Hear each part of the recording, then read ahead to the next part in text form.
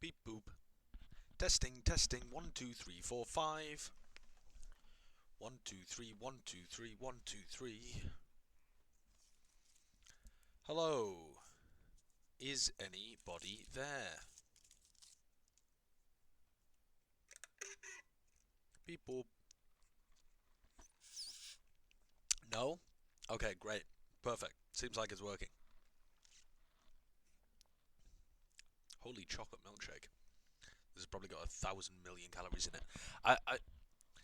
I'm not sure that the audio is working that well. You guys are going to have to tell me because I can't really like preview the stream that great. I mean, I guess I could, but hello, hello, hello. So, I've had a bit of a kerfuffle today. I woke up like 7 hours ago. Actually, 7 hours ago. The audio's way too low. Yeah, that's the problem. I'm not sure I can turn it up. I think it's the microphone is kind of bad. Let me have a look though. Let me twiddle this dial. Did that change anything? I think that's changed the volume on my side. Let me have a look. Open sound settings. Input device, device properties, volume set to 100%. I do have another option actually. I have a different microphone that I could plug in. Let me try this one. I don't know whether this will work any better, but I have had some success with it in the past. It's like it's half plugged in. No, it's fully plugged in. Let me try a different mic though. So, by the way, if if somebody comes into this room, I need to leave because I was told that this room was busy, but there's no one here. But if somebody comes in, I gotta like turn off my stream and leave immediately. So just don't snitch, okay? Don't snitch, chat. Is there even another USB plug? I think those are USBs.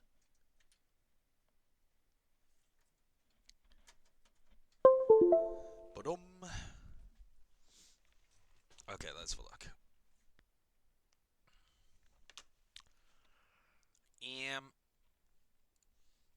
Right, so I think that Comic Con roster is gonna do all right. I think they're gonna be pretty good. All right, which one is this? Is this the Wave Link? Is that what it's called?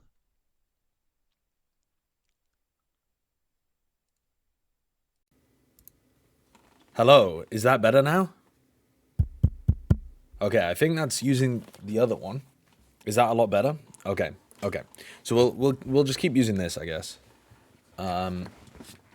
I still need my headphones on to hear what's happening, but yeah, we've just got like a fake microphone attached to us now. Okay, so yeah, I'm in LA, like I said. So if you didn't catch it earlier, basically, they let me into the building today because the hotel Wi-Fi is butt cheeks. I might be able to fix it. They disabled all the Ethernet ports in my room. Actually, there's only one Ethernet port in my room, which is weird. Normally, there's like 4 at this hotel. They disabled it, so it doesn't even come out. And then, yeah, the Wi-Fi is not that great. So I was like, fuck, I can't really do the prep that I wanted to do today. Please, can I come into the studio and use the room? They're like, yeah, sure, but the streaming room's being used today.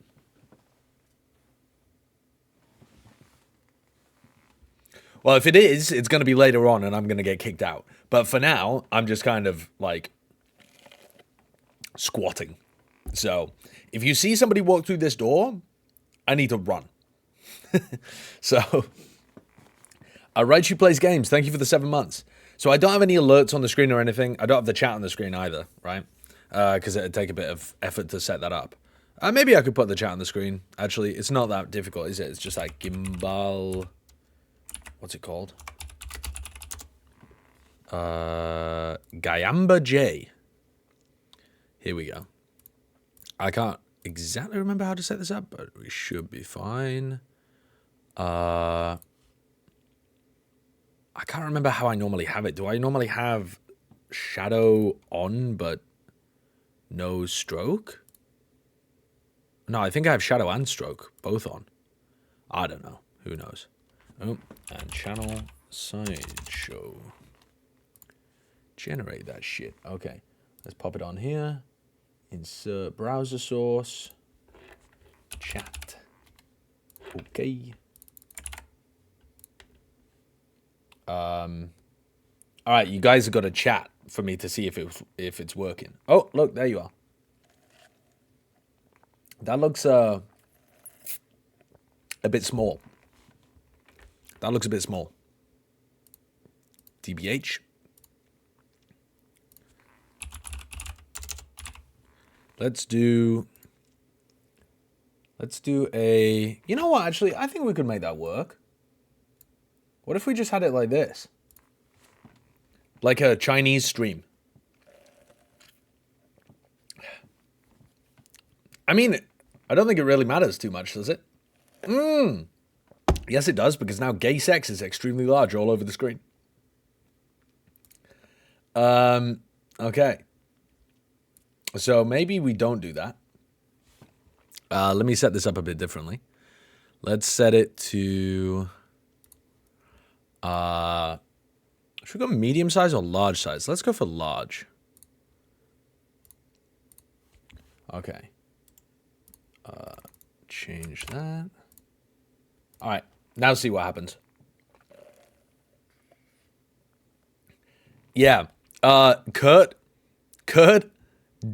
I don't know whether you call it the beginning of the stream, but I'm not allowed to be in here. I just am. Yeah, I mean that's okay, isn't it? That's just okay. Chromoris, XQC, what's up? What's up? They told me that I was allowed to use the player practice rooms, but the player practice rooms, you're not allowed to open the web browser, that's kind of prohibitive to me doing prep. Like, if I want to watch some VODs, I can't really open I can't open a web browser, so I couldn't stream there. So I was like, pretty please, could you let me into the streaming room? And they were like, yeah, sure. But again, don't think I'm supposed to be in here, so we'll see. We'll see if I get kicked out. Fantastic Panic, thank you for the 4 months. Can you say Ethernet again? Yeah, Ethernet. Okay, Americans say Ethernet. I don't think people in the UK do. Do they? I don't know. Maybe I'm just saying it wrong. Does it matter? Get over yourselves. All right. Let me copy and paste these things over here. All right. So, let me explain the premise for today's stream. Okay. So, I'm going to be casting the opening game of VCT. I mean, I was going to say VCT Americas, but actually it's the first game of the entire season, which is pretty sick. It's NRG versus FURIA. I think it should actually be a good game. I think in theory... wait, let me just double check that I am doing that game. Because now that I think about it... Wait, I don't think I am. I think I'm doing the second game. I think I've trolled.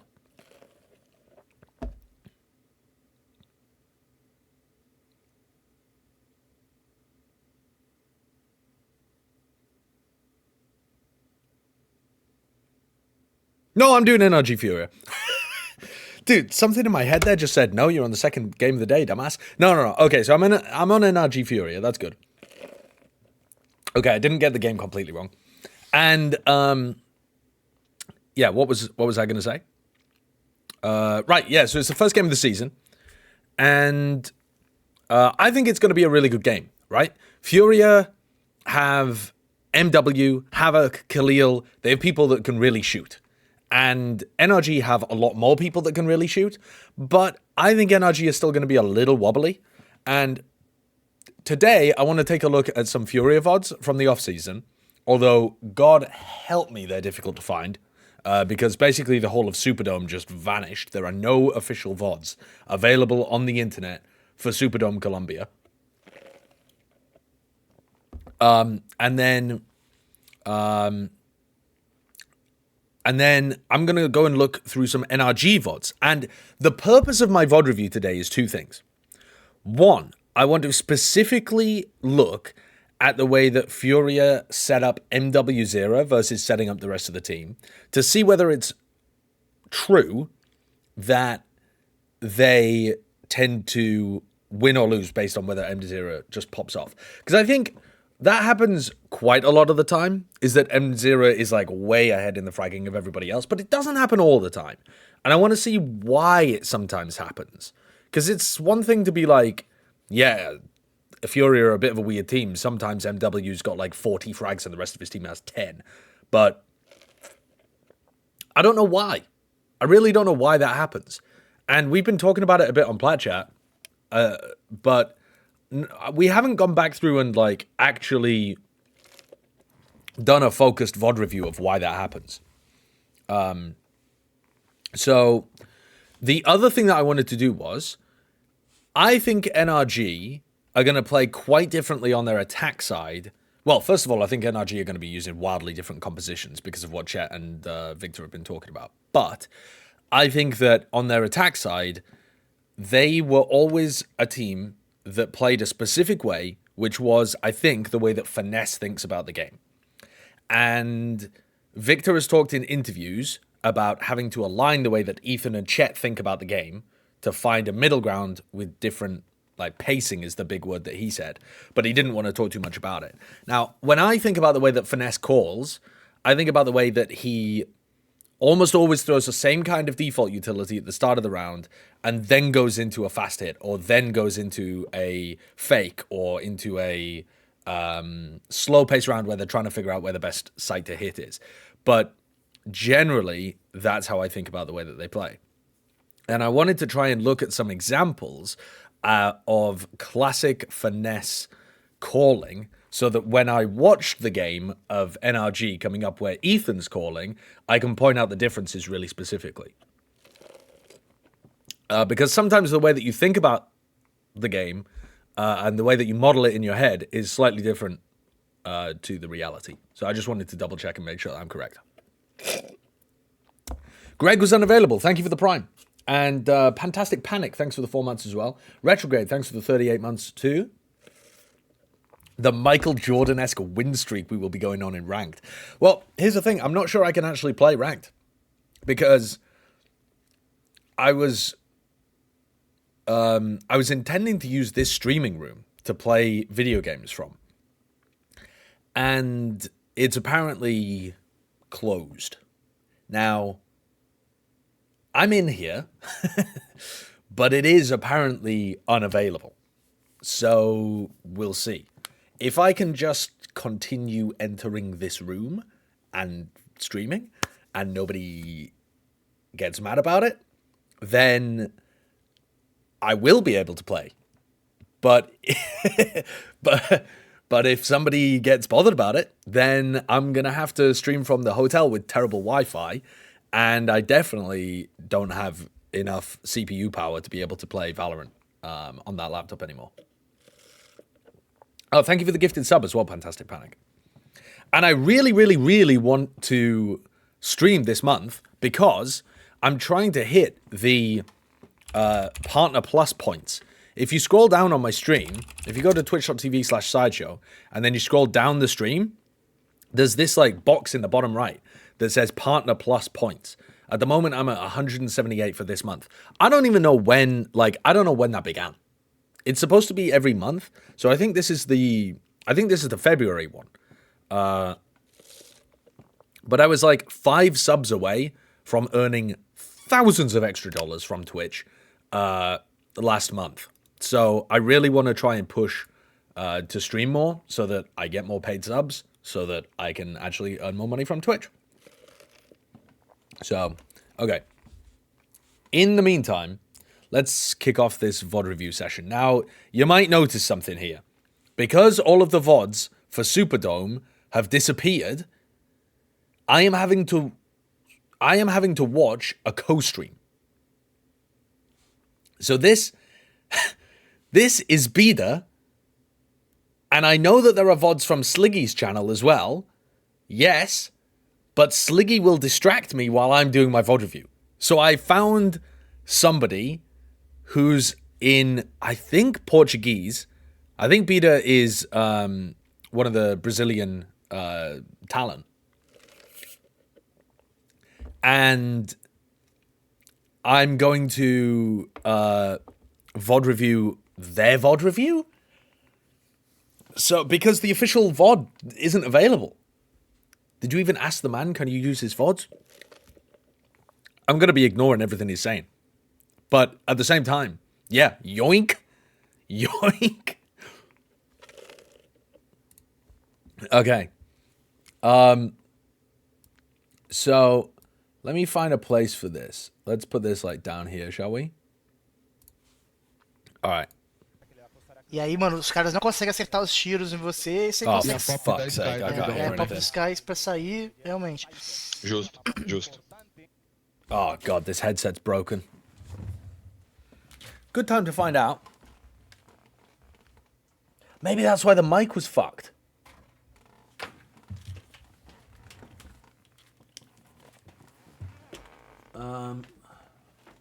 Let's try this. Nicer headset, actually, as well. No, it was plugged in at the PC end. Where does this go? There it goes.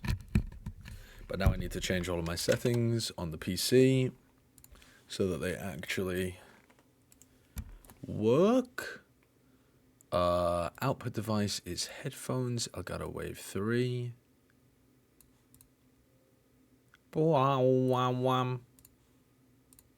There we go, there we go, there we go. Okay. That lighting makes you look even bolder. Yeah, look at that. Okay. So. Okay. Okay. I thought this VOD review would be less distracting. But I'm not sure that it's going to be less distracting. We can't hear now? Oh, yeah. I'm laughing about how weird the audio is and you guys can't even hear it. Can you hear it now? Yeah. You found the VODs? No, you didn't, Solimari. How did you find them? Where do I send? Put them in the chat. Put them in the chat. There's no fucking shot you found them. I don't believe you. How have you found them? They don't exist. In Before Rickroll, I swear, if you fuck me now, if you fuck me,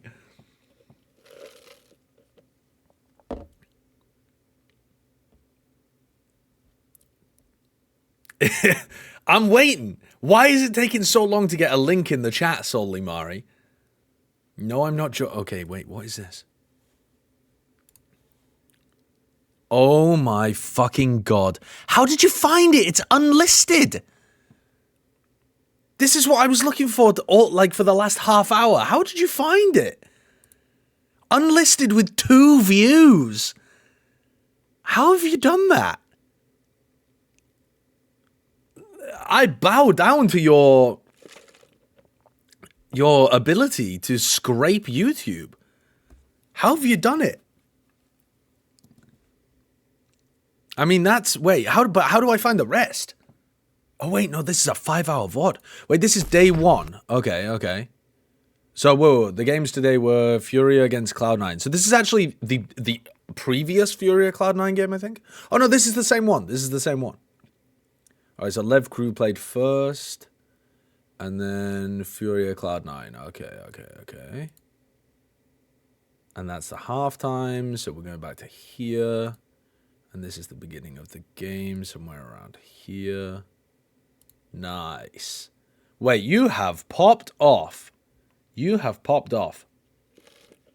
Because I watched the Superdome Egypt VOD and remembered the channel. Yeah, but I remembered the channel. I knew it was on BME. But how do you... check the channel for the entire day? Oh, they have a playlist? No way. Oh my fucking God. There it is. The playlist. Holy mother of God. There it is. There it is. You're goated. How did you miss this? Okay, chat. Let me fucking start by saying this thing has 2 views.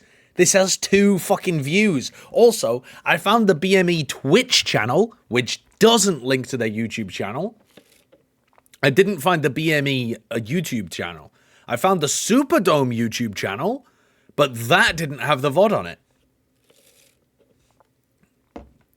You barely tried? I don't want to fucking hear it. I don't want to fucking hear it. It seems real obvious in hindsight now that we have the VOD that, again, only 2 people ever have viewed before.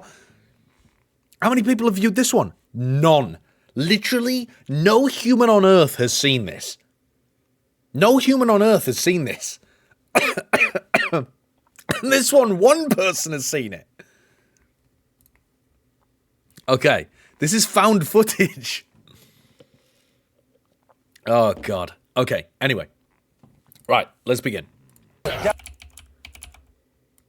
ahí atrás. Lo tiene, ojo que lo tiene ahí. All right. So I have already watched this game before, but I can't really remember it. So Furia, playing Breeze, playing with the old default composition, but this is old Breeze, back before Halls got released. Alright, so they're just playing a pistol round at the very start, just walking down mid with 3 players, all lost duels to sheriffs. Next! I'm going to be skipping through this because it's pretty focused VOD review. Like, I've got a very specific goal in mind.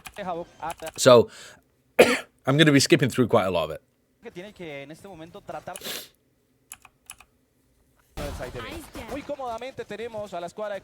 Actually, wait there. I'm going to be doing some... well, what am I doing? Where do I normally have this? I normally have this up here, don't I? Whatever, that'll do.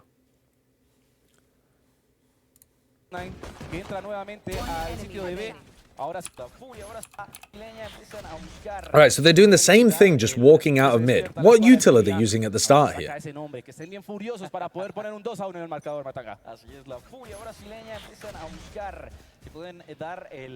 Nothing. They're not even throwing the mid recon dart.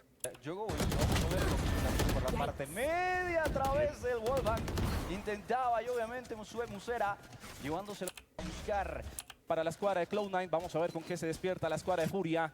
A ver si I mean, literally no utility para used. poder poner un 2-1 en el marcador, Matanga. Así es, la Furia brasileña empiezan a buscar si pueden dar el juego. So they're just banking on the fact that they're going to be able to take the fight rather than giving away that they're playing mid whatsoever. And then they use the recon dart afterwards. But it looks like they were thinking about trying to get Khalil aggressive through double door too. So they might have wanted to do some kind of like flash recon repush with Khalil after they got that kill, had the cascade not come into their face.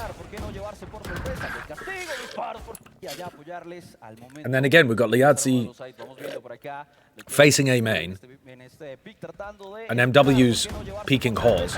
Now, Vanity getting a kill through Halls is bizarre, but yeah. 3v3. Oh, 3v4, sorry. Mandamos la investigación canina para ver en dónde está el enemigo. El equipo atacante ya por ahora se encuentra en el site. Ya está el domo puesto y en este momento Jackie plantando la spike. Situación de retake otra vez. Esta bonus puede ser posiblemente para la escuadra. Khalil's got some of the best mechanics on this team, and if they just leave him, like, alive until the end of the round like this, and the round's won or lost by the time he gets to it, they're going to struggle to get value out of him. Oh my god, I mean, look at how fucking skilled this guy is.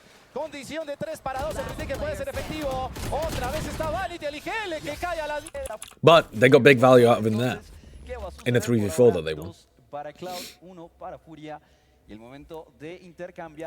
Huli, thank you for the prime. Spinozone, Gimmelstuk, thank you for the prime subs, appreciate it.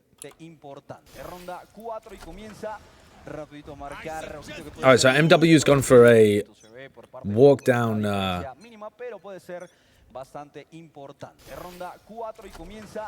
rapidito marcar, ojito que puede ser un ingreso agresivo. Empezamos a levantar información. Oh, MW just dashed into them. That's bonkers from MW.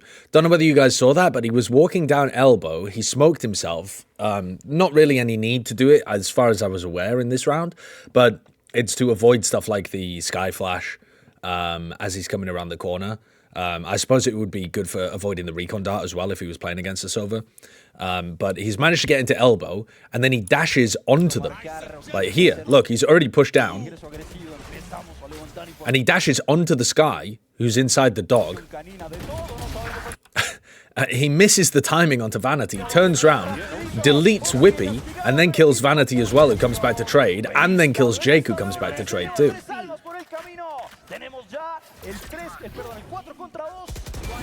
And then kills Zeppa. Dude, this guy's a freak. Loses to Oxy. The rest of his team is basically just contributing nothing and not particularly set up to, you know, defend Spike or have... What the hell? Why? Yo, Slimetry. Thank you very much for the 50 gifted subs. For who knows what reason. Thank you. That's extremely kind. No, gifted subs, by the way, don't count towards Partner Plus. Should I have mentioned that earlier on? Yeah. Thank you very much. That's very kind. Gifteds and Prime subs don't count. It's only individually paid subs or like tier 2, tier 3s. It's to stop whales being able to push you over the line, actually. It's to stop you getting funded by Oilers. But Slimetry, that's extremely kind of you. Thank you very much. Absolute Gibbon, thank you for the 7 months. How did I not get a gifted? Well, you had like a 1 in 8 chance, right? There's like 400 people in the chat or something. What matches do you cast? I'm casting the first game of VCT. I'm casting NRG Furia to begin with, Symmetry. Loves the Toast. Thanks for the Prime as well. Yeah, I'm the Fnatic Duelist. Yes. All right, let's get back into the VOD, though. So, I mean, the rest of Furia here just kind of...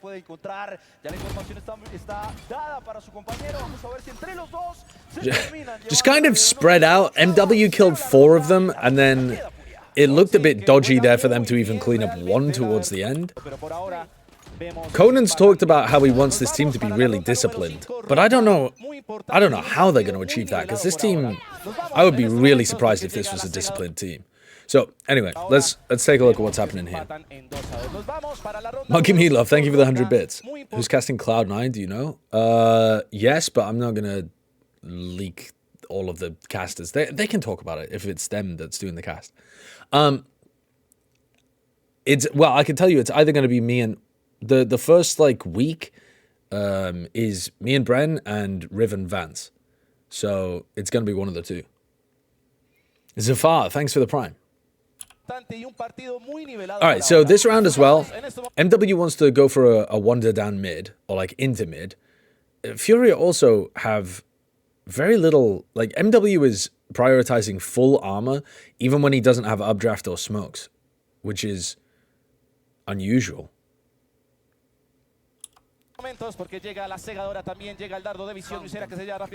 MW peeks, gets a kill, so they recon dieted and they flashed at the start of that round. So their flash comes over the top in order to assist the double doors peak. And then they have the recon dart towards the bottom and mid in the like standard spot. So that's pretty cool. I like that. Those are the kind of plays I think that almost everybody needs to be doing around Breeze defense. But then Conan drones immediately afterwards just to try to maintain some of the space as MW backs off. Y la ciberjaula que se activa, Matanga por ahora se mantiene. Means that about 110 now C9 have mid control. Rápidamente Jake ya cayó también en esta ronda 5 para 4 de momento, Matanga. Así es, vamos viendo entonces. I'm wondering if Furia ever get aggressive if MW isn't involved. Because at the moment, look at Liazzi and Havoc's positioning. It's really passive on A. Alright, Oxy with a sick entry. Rapidito quitaba la seguridad de Furia. En este momento nos quedamos sin nosotros. Vamos a ver si el castigo se puede dar. Bueno, el ingreso poquito a poquito, corto a So corto. now they got 4 in spawn. El tic-tac a partir de este momento empieza a ser para el equipo de la Patch, defensa. thanks for the 11 months. Matanga por ahora, la tormenta de cuchillas que hizo apertura muy bien Oxy. Bastante, debería. Bastante. And that's a bit of a team flash. Demasiado complicado ver esa daga volando rapidito y no tener que más. Trying to use the Viper Molly to be able to retake. I like the use of the nade there, but Demasiado complicado ver esa daga volando rapidito y no tener que más hacer. La seguridad se acaba de quitar por completo y el oh, so that's just a spam kill from Zeppa. siguen cortando, siguen. And then Liazzi's the only person on the other side of the wall. So one dies to one dies to Oxy, one dies to spam, and then Cloud9 clean up the other two. Un recorrido de ventaja para la sexta ronda y de MVP. Por ahora Oxy llevándose la diferencia super de 11 kills. But already we've seen in that round, Khalil was trying to face to duel the entry player, and he died. In one of the previous rounds, we had, even though Khalil won the 3v4 retake towards the end, they lost because MW was facing down halls, which, to be honest, I mean, in this version of the map is whatever. But Liazzi was also facing as the A site anchor too. Cosa impresionante, sabe cómo jugar este hombre. En este momento And ended up dying to the person taking a peek. Alright, here comes a peek in. Was that set up with a flash? I didn't see a flash. Nope, no flash for Havoc. He doesn't even have any.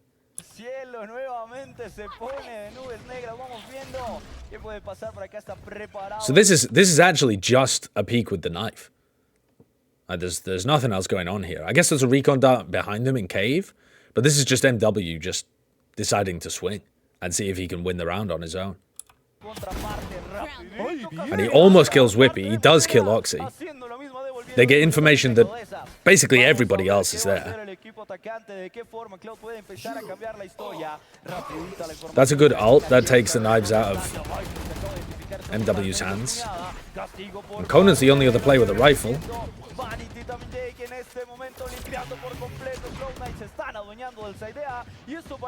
The two players with weaponry are kind of sat back, allowing the other people to create pressure.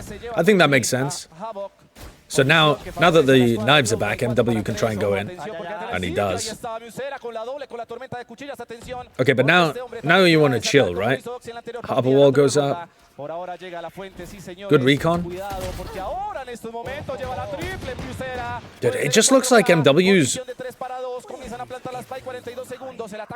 for example, there, Jake swings through the wall because... I mean, Jake is not favored going through the wall like that, but that's because the recon dart didn't get broken. So that's just Cloud9 not reacting properly to the fact that recon's online. When they got stalled out for so long, they need to be aware that that's still a factor. They could literally count from 40 seconds earlier when Conan used it on cave. They might not have been paying attention to that, but they should still be aware that there's a recon around. And they didn't have anyone set up to break it, and Jake didn't break it, so he got caught. Okay, so now they got a 2v1 against Whippy. They should be able to win this. Whippy doesn't have any lineup. Oh my god. Okay, Conan. Okay, Conan.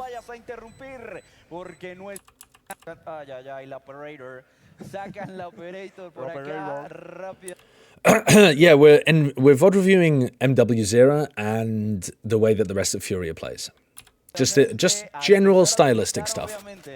Conan has horrible IGLing. I think it's too early to say that. it's too early, I think, to make a blanket statement like that. But listen, my hopes are not extraordinarily high. And certainly in the past, I don't rate Conan that highly as an IGL, but I think he has IGL before. But yeah, during Convergence, the IGLing was not very good, Yoniske. But I think you still have to, like, you know, see some actual season play before we see that. Yeah, Furia did play more recently than this in Convergence, but I already watched the Convergence VODs as well. I can remember what happened during those. Okay, so MW got the op online. So do they use early initiator utility? They knife over towards elbow, and that's about it. MW is just forced to back off because he himself goes into the knife. They didn't recon early.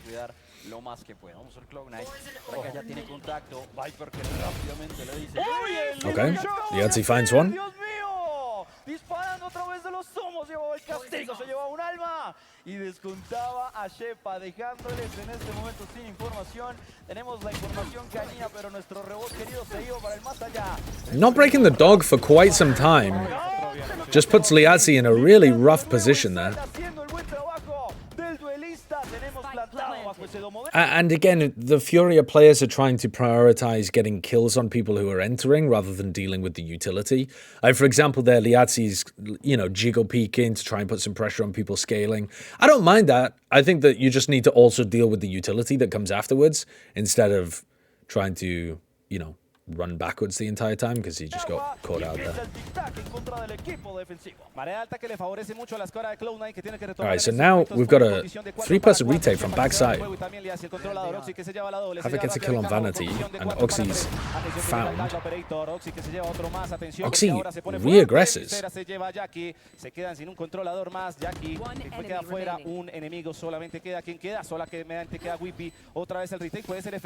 Alright, they go for like a double peek through the Viper wall.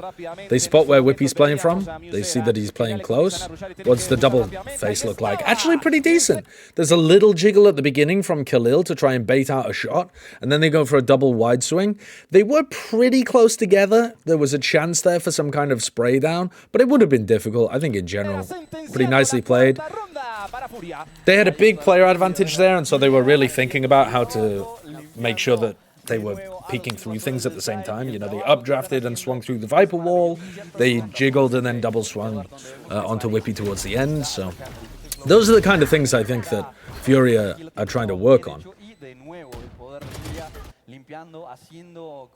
When was this played? Oh, quite a while ago. Quite a while ago. Charles Serial, thank you for the 38 months. Paint _MP3, thanks for the 6 months as well. Alright, so this is an anti-eco round from Furia. Come on, come on, come on. The op is just holding on B here, in like a passive spot. Why is my...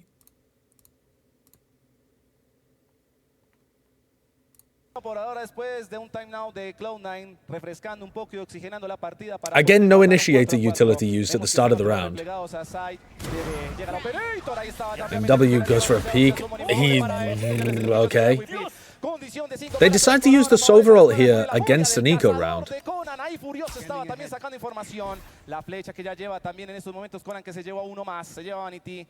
I think that's probably just their default setup, and I don't think they've adjusted that based on the fact that it's an anti-eco.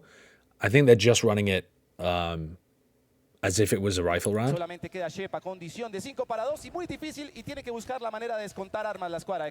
They've also, I think Furia's game plan here has been heavily fight mid for the first 3 or so rounds, hoping that Cloud9 will get conditioned not to play there. It hasn't really worked. I mean, Vanity's just happy to still take his team to mid in some of these rounds afterwards. But I think it indicates a broader picture idea of the game plan coming into this match that makes sense.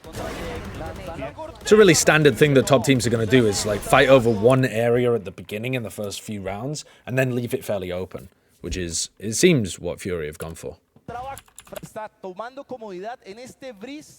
so now MW, they're going to go for the same thing again by the look of it, the flash over the top and the peak double door, but this time with the AWP. Yeah, there's the flash. No recon used. Oxy dodges the shot. I say dodges. Maybe MW missed. Maybe that's a fairer way of putting it. And now is MW going to try and get active in A main? Certainly looks like it, doesn't it? Yeah, not with any help though. I mean, Havoc has another flash to potentially use here, but MW's just gone for a dry setup over towards A main. And this time, importantly too, MW's guessed the wrong side of the map. So he got aggressive over towards double doors, now he's gone aggressive towards A main. I do like the fact that Furia are rotating off where MW's playing, so as long as MW gets set up down this deep line towards here, the rest of his team knows that it's more likely to be heavy towards mid and heavy towards B. This is a good timing for Cloud9 to try and set up a B split too, because they've pushed away the Oppa who is playing here, so you want to try and react like this. So I think it makes sense for Furia to start rotating around now. The dog is never getting broken. And Oxy just walked in through mid. They had no eyes thinking he could be that deep.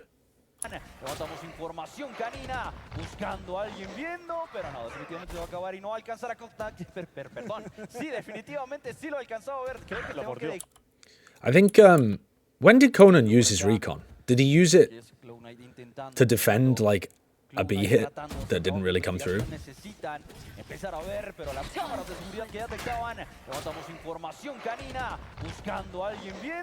Yeah, so he uses it to counter the dog here. So the dog's already gone through and he uses the recon now to be able to get like spam kills on anyone who might be scaling off the dog.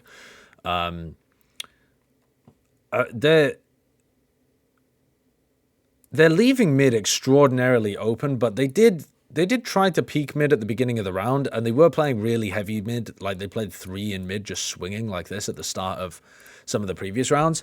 I think they're relying too much on C9 being conditioned not to play mid. I mean, this position from Oxy, it just feels like they have no concept that somebody could be up that deep. And nobody's even looking. Could have caught a free kill on Conan in the drone. I don't really understand what Conan's doing with his drones either. He already knows from his recon that nobody's scaled into B. And he's done this a few times where he just kind of drones out mid or drones B, seemingly. I don't think they're high value timings to be using that piece of utility. So now they're going to set up for an A split, and we've got another chance for MW to win the round.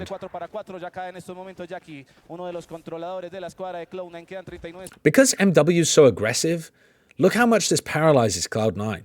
Because they're expecting him to go for the re-peek. They have a harbor wall up right now. They actually need to be scaling into the site. But because they're thinking that MW is going to try and re-peek back into them, they don't just want to start moving. They're worried about him.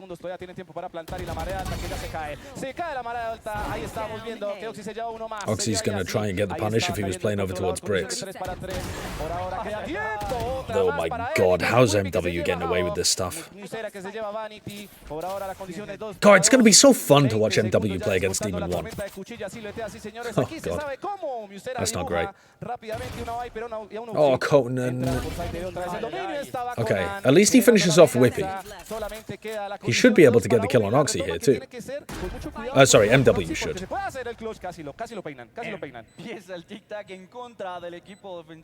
MW there didn't want to get aggressive and put Conan at a 1v1 in the clutch. I think it would have been a better decision there to play aggressive and try to actually swing and take the duel against Oxy. Because worst case scenario, it puts Conan in a really advantageous 1v1 clutch. And that's the worst case scenario. But yeah, now you're 2v1. They haven't cleared this corner. Well, they did with a shock, but it's not fully cleared. Okay. Demon 1's going to be playing smokes, sadly. Well, it depends what map it is. I don't think Demon 1's going to be playing smokes on every map. But who knows?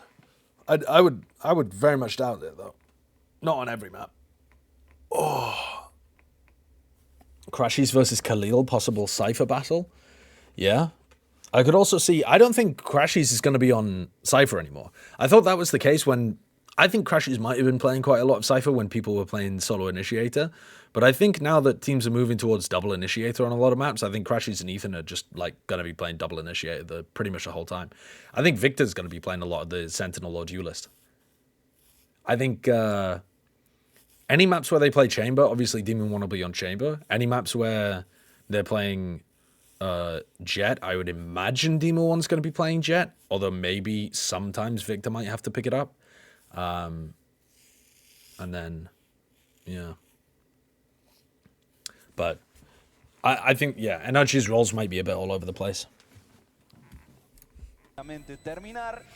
Yeah, and Victor will probably be playing Raze quite a bit too, yeah. But the thing is, if Victor plays Raze and it's not a chamber map, the roles do get really weird there. Because I don't think people are going to be playing Solo Initiator. Maybe they play.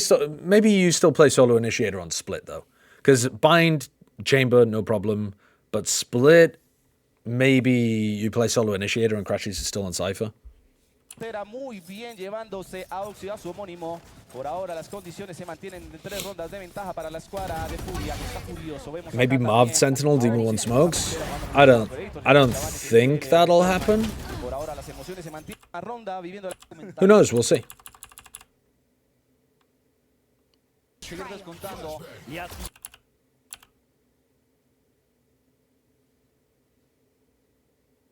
We don't actually know what the meta is right now. So it's pretty difficult to tell what roles people are going to be on. El punto cero importante para negar, el comando null también para sacar información, la flash y también en estos momentos.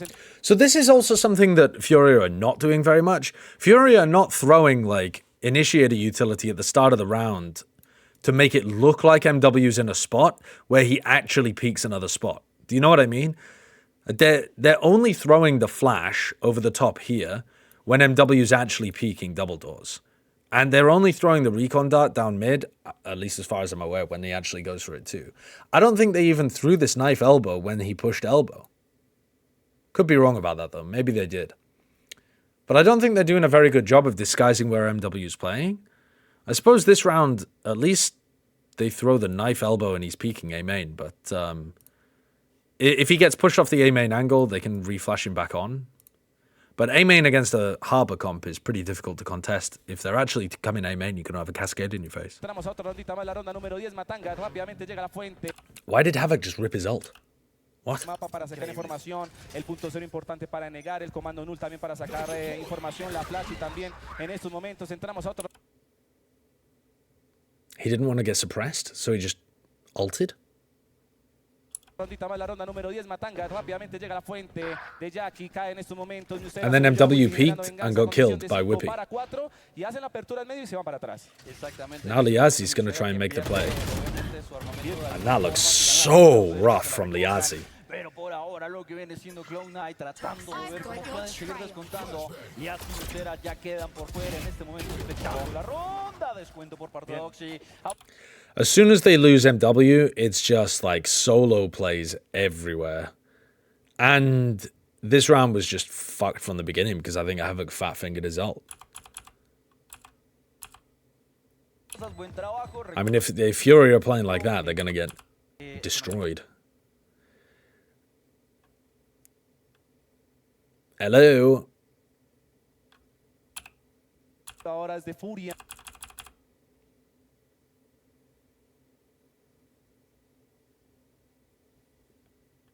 Hello?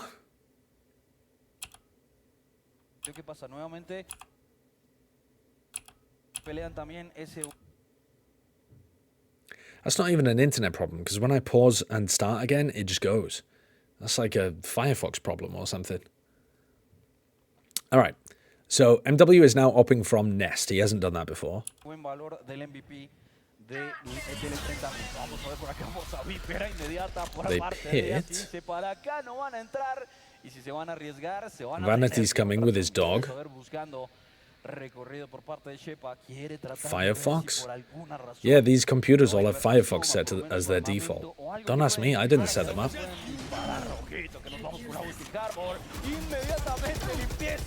Okay. They get 2 kills on people who are trying to come through the pit. 3 Con kills. esa limpieza sigue, limpieza por parte de Furia. El trabajo por parte de la línea defensiva muy bueno, definitivo, muy buen. O sea, el cómo trataron de indirectamente Let's skip the rest of this round, I think. cuchillas de Oxy buscando el cambio. Come on. Muy bonito. 30 Qué seconds bonito left. es el Valorant. Qué bonito, qué bonito tener esta calidad de juego acá en el Superdome Latam de Bogotá. So MW is going to peek here. Por ahora nos vamos a la última ronda. Oh, this time Havoc did use the flash. Okay, so just after I said they're not doing it very often, they do it in the very next round. So Havoc flashed over the top here to make it look like MW's fighting towards mid, when in fact MW's taking the peek over towards B. Now,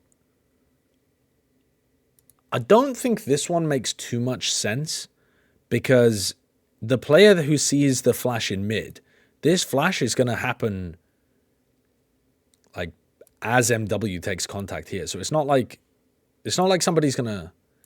I don't think somebody's going to walk into this. And maybe they are actually, though. Maybe they are. Maybe somebody would like walk up elbow as a reaction to thinking MW's trying to fight aggressively there. But a lot of the time, if you peek this angle, you're going to take the fight within the first like millisecond of the round as somebody tries to scale elbow or scale towards B or something. Wait.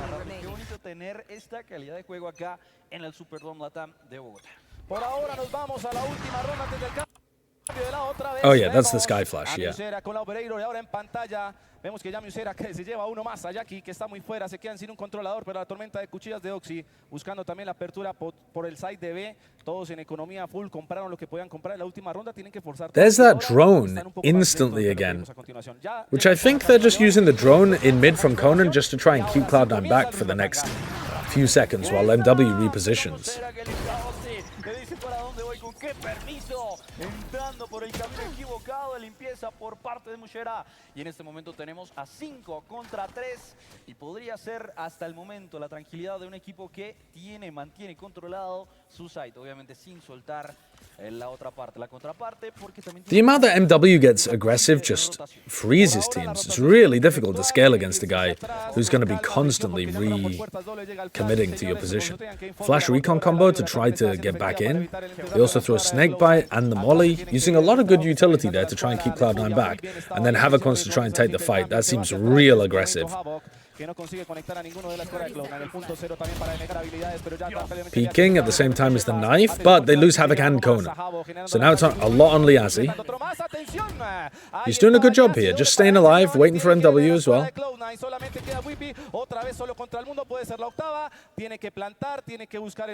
He's just doing his job here, just slowing down. Ojito con Kali que ya venía por la zona media, tenía una oportunidad de ingresar, ¿por qué no? Pero no, Musera, ¿qué dice? Esto es mío. Cierro las puertas. I think in situations like that, you probably want MW to be holding a line and the others to scale, but whatever. 8-8 en el marcador, para un 8-4 en el total. Bueno, nos vamos para el cambio de lado, 8-4 en tantitos ahí. Cambia muchísimo. No, I haven't been kicked out yet. Daymans, thank you for the 26 months. Tanto en ataque como en defensa pueden ser muy buenos en ambos estilos, pero vamos a ver. Yeah, I feel like a lot of the time when I'm watching Furia in these like late round situations, I'm seeing potential for it to go wrong. Because they tend to play like spread out as if they're trying to contain the final player when they're already stuck on site, right? Like they're in a retake situation, it's a 3v1 or something, and they're playing like 3 separate angles and then not really closing on them or grouping up together or anything like that. When they played, it was right towards the beginning of the map, but they played a 1vx against Oxy, where Oxy was the final player alive. And they were like, one was coming from B main, one was coming from tunnel, one was coming from nest, and they were not really set up to try to help each other. They've got a very like spread out and ambush them technique, which just offers the 1vx player opportunities to turn it into a series of 1v1s, I think. So, yeah. I think ¿Qué cambios pueden haber? I think that could be a real big issue.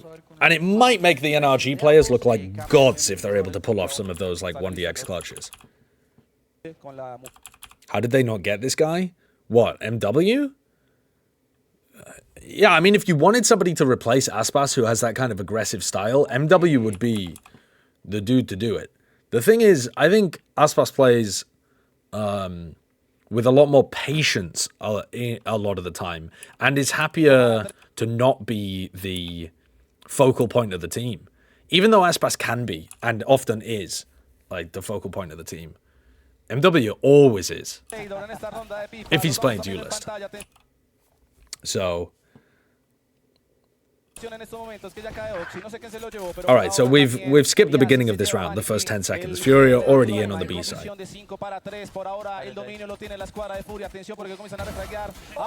Jake's already behind. I like this fast flank. See, that's another thing that Furia weren't really doing. On defense, MW was sometimes pushing behind them, but other people weren't. And I think there's definitely opportunities for them. If MW or Khalil are anchoring the hard B side, there's opportunities for these players to push around and try and take control of this area. But they're players who are defending over here. If it was like Liazi and Havoc or Liazi and Conan, something like that, they were normally playing really like passive A positions instead of actually ever trying to take aggressive space. And I think flank retaking like this is so good. Especially if you have someone like MW anchoring B, where he's just going to slow them down for ages. So that might be something missing a little bit.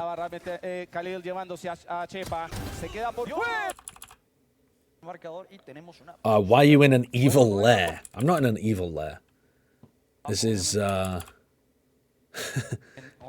this is the center of the Riot compound. What do you mean an evil lair?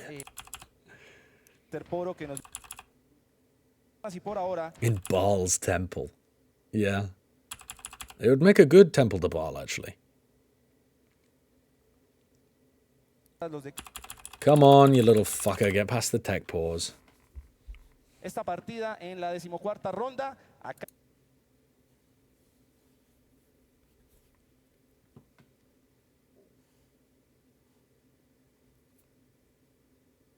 Absolutamente toda la escuadra de Cloud9. Rápidamente llega la flecha. Bien buscado. Está en estos momentos. Oh, there's just no way that the internet's this bad. There's just no way. I don't believe it.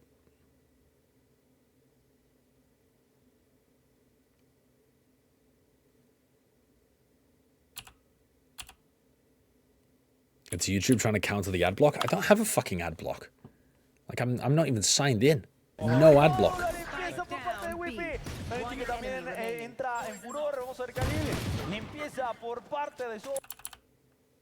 Que están jugando muy bien y ahora entramos en el cambio de lado para la ronda bonus, ronda número 15. Okay. Listo, vamos entonces. Les vamos 10-4 marcador. So they're double facing at the very beginning of the round over towards B to push back anybody who might be playing that angle, which Vanity was.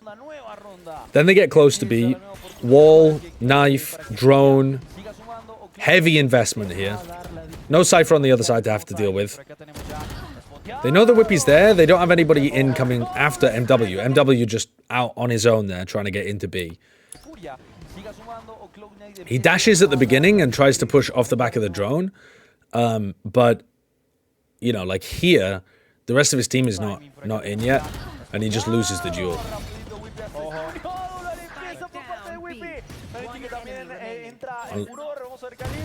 Whippy ends up getting 3.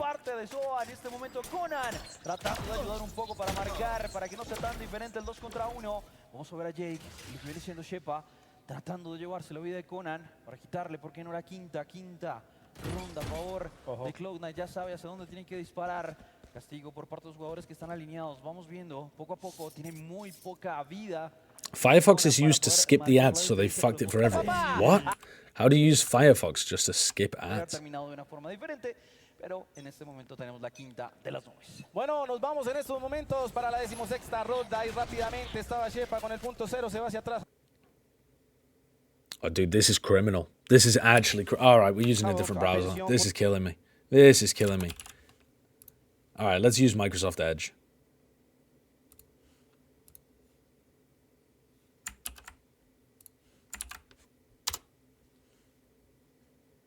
Where were we up to? 328.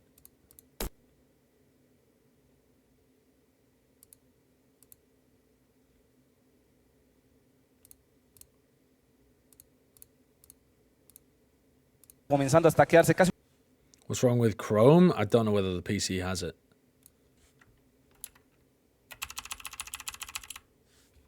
una estándar. Están jugando casi una estándar, pero no, ya decidieron estar un full stack ahí. Están atrás por escombros, se van recogiendo el orbe. Rápidamente Havoc ya tiene su orbe disponible y el comando null, el hack command de punto. So they tried to get set up for a fast A strat. Didn't quite work. So now they're backing up. So this is Conan's IGLing on the attack side here. They are trying to get set up for fast site execs, and this is what happens when they aren't able to execute them. They back up. Conan's kept the spike over towards A though. They're making noise in mid to try and fake as if they crossed, and now they're coming back to A. Zeppa KO flashed into A, don't know why. Maybe just to threaten like Oxy was there. They wait out the knife, now they get forwards. Okay, good timing from Furia here to get back onto an A exec. Liazzi should have his fuel up as well. Here comes the ult. They're in with the drone. That's a good trade from Havoc though. Havoc's nade is quite nice actually. Good nade, good shock darts, putting pressure onto the players over towards yellow. And now they're going to back off and play a full post plant away from the site. Zeppa kills 2 there. Don't really understand how. 2v2. What?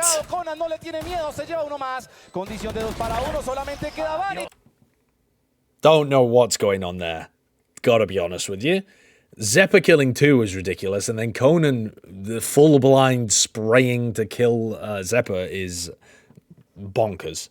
Don't know. Why is it called Plat Chat if you're all Ascendant Plus? I thought you guys were my people.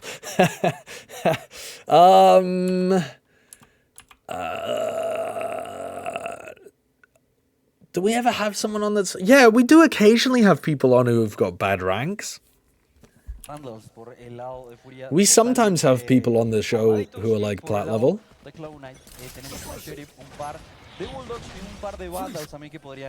Alright, so Furia again playing 3A main at the start of the round. What's Mimi? Mimi's diamond, I think. Like fairly high diamond, but I'm not sure. I haven't seen Mimi play in a while.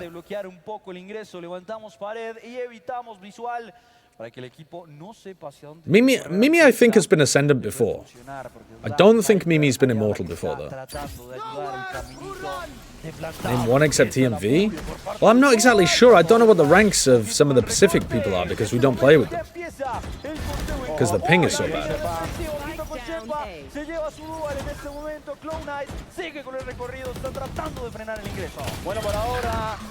Things are getting really chaotic here, but MW's doing a good job at doubling up with Liazzi and taking duels in little duos.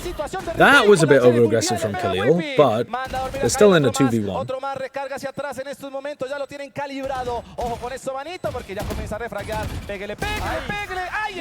Yeah, I like the way that they actually worked that. It was getting super chaotic, but they just made sure that they double-faced over towards double door, then double-faced back sight. Yeah, that was a nice bit of team play there from Furia when things looked a bit chaotic. Khalil's with them. He helps with the cage as well. MW had the spike in the midst of all that too. Conan asegurando la 12ª ronda. I'm not really focused on what C9 are doing. I'm just trying to pay attention to Furia and how they're dealing with situations. Y lo estamos disfrutando acá dentro del Superdome Latam, en el Coliseo Med Plus, en la ciudad de Bogotá. Nos vamos en este momento, la fosa vípera que llega por parte de Whippy, la escuadra de Cloud9. Comodísimo está la escuadra de Furia para buscarle el entry. Estaban jugando una estándar, pero ya con la ulti la fosa Furia are very, very focused on taking A main at the start, even if it means 3 of their players get suppressed. They're not worried about mid at all. I don't think Furia have been mid once. And because they've been defaulting Khalil over to the elbow side of the map a lot, Vanity getting that info doesn't really mean anything for C9. Errores porque saben que es la última en este momento. Tienen que hacer las cosas. For all he knows, it might just be the puede Cypher. fallar. El momento de frenar el plantado de la Spike tiene que ser perfecto. Khalil goes for the jump peek as well, so it makes it look like it's only the Cypher there. Información por parte de Khalil. Casi se llevaba un poco de daño, pero no alcanzaba, no había la suficiente precisión para llevarse por lo menos un poquito de estamina de ese jugador. Por acá tenemos a Oxy que ya tiene contacto, se tiene que mover. Oxy doesn't get caught trying to leave. Van a empezar a avanzar. ¿O será que tiene que intentar también por MW's used his dash though. Ya tienen ingresando 3 jugadores. Oh, and they're going for... Conan's called for them to go on an A split here as well as he drones out the pit. So, yeah, I like their attack side calling here, to be honest. Furia... The default completely ignores mid, which I think you could certainly get abused by. Certainly. And they probably will by other teams, but for the way that Cloud9 is playing right now, Furia have A main control, elbow control, make it look like they could be threatening a B split, put some pressure over towards Nest, and then now very quickly going into an A split where Conan's droning out the pit and putting a lot of pressure on Whippy. So this looks pretty good.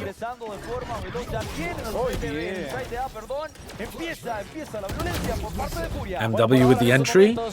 Jake trades. This is where things are sloppy though, because when MW goes for... When NW gets the entry, this one, maybe he's not expecting another player to be stairs, which pretty reasonable. He ends up dying. The next player is really quite far behind. Like, they're not playing tight to MW. But now you're in a situation where Liazzi and Havoc have got to try to avoid getting caught by Whippy, who they know is playing Pyramid, whilst continuing to put pressure onto Jake. And instead, Havoc just kind of swings out wide while Liazzi's not doing too much. Yeah, I guess he's jumping up top. But they're, yeah, it's not coordinated. They're not putting pressure on Jake at the same time. It's the same kind of stuff as when they get into these late round situations. Too many player advantage spots that I think are going to get given away. Plat is basically average now. Actually, silver is average, as far as I'm aware. Like, high silver, low gold is average.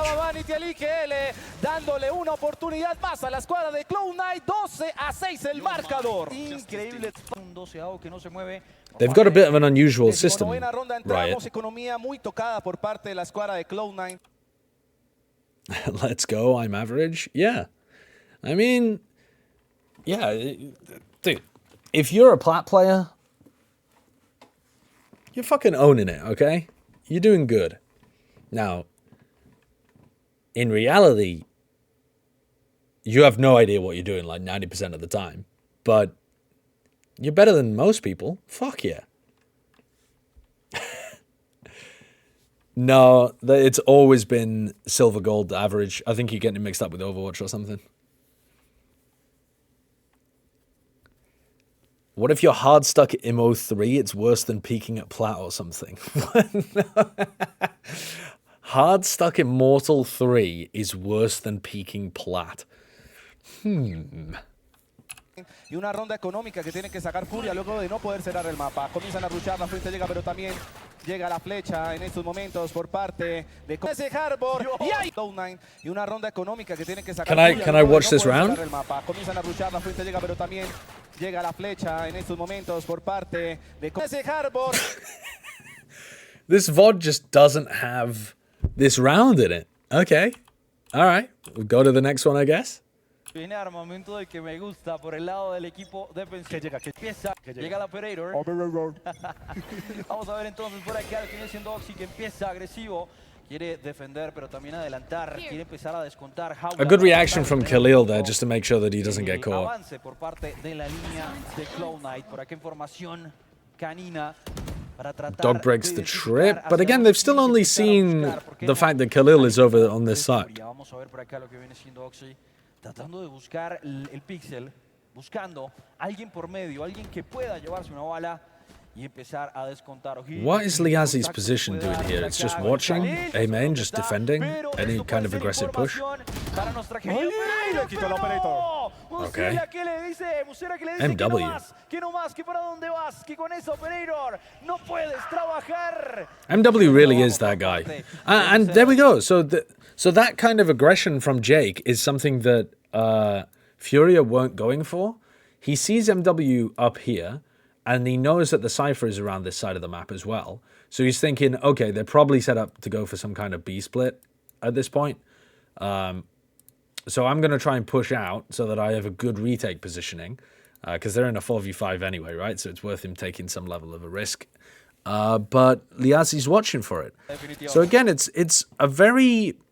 The way that Furia are approaching Breeze, at least this version of Breeze, they'll probably change it up, is quite a passive default that's focused on elbow and A main control. A main if they're planning to go into A, or elbow if they're planning to take mid.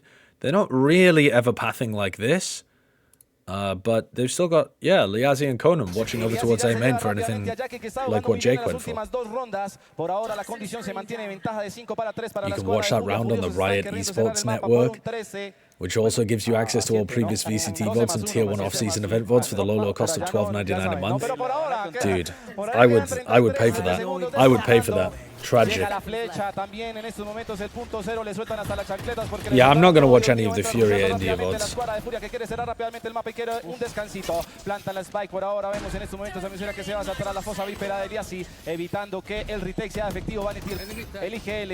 That's an interesting pit. It gives Liazzi like a little safe corner to play in. Cool pit. I don't think Liazzi needs to be the one contesting the spike there, but I guess he's already used his snake bites. Alright, so all in all, what did we learn from this? I think the only player who looked extremely good here on Furia was MW. The way that they were setting him up with Havoc's utility was pretty decent, but Havoc only looked okay in situations where he wasn't playing supportively. It wasn't like he had any major impact in the rest of these rounds. He didn't really find any opportunities to like get aggressive through a wall or flash onto somebody. His general utility though is pretty good. Like he's playing a supportive KO quite nicely. His fragging seems okay. Liazzi seemed a little bit shook, but he still understood what he was supposed to do on this map. He had like set Viper setups. He was going for this retake wall. He had this on the attack side. He was mostly throwing this wall. You know, either playing back towards here or supporting the rest of his team when they went up for A main control, stuff like that. But the coordination didn't look amazing. This was fairly early in Furia playing though, so hopefully they've gotten a little better.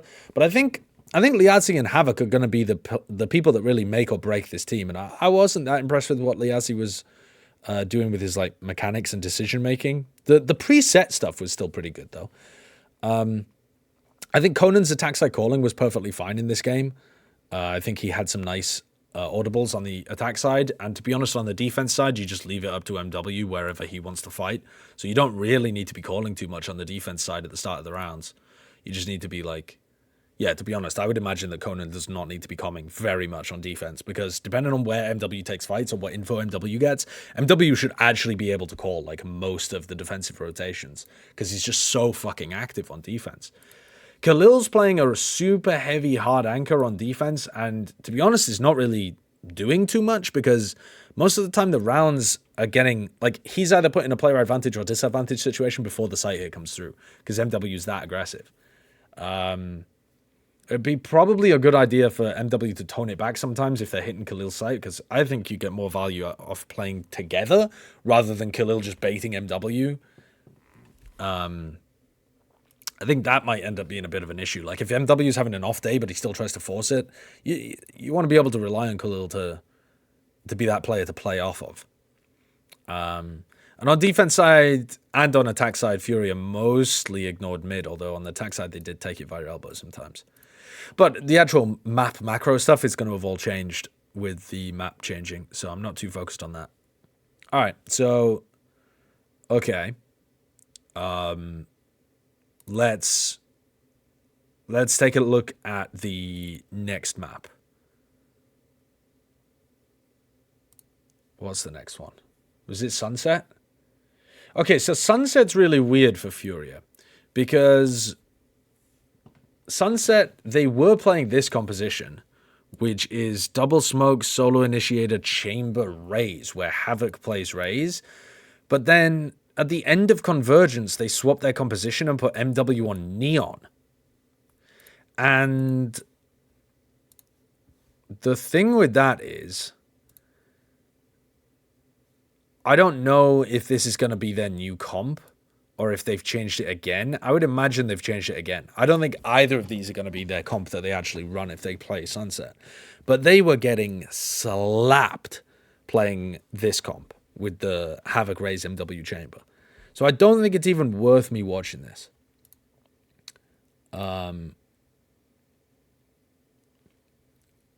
Can I show you something? Can I send a link? You will love this. An awesome new roster video and some other things. Yeah, go for it. Go for it, John.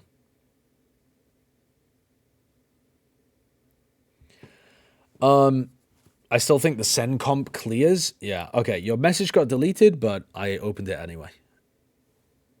What is this?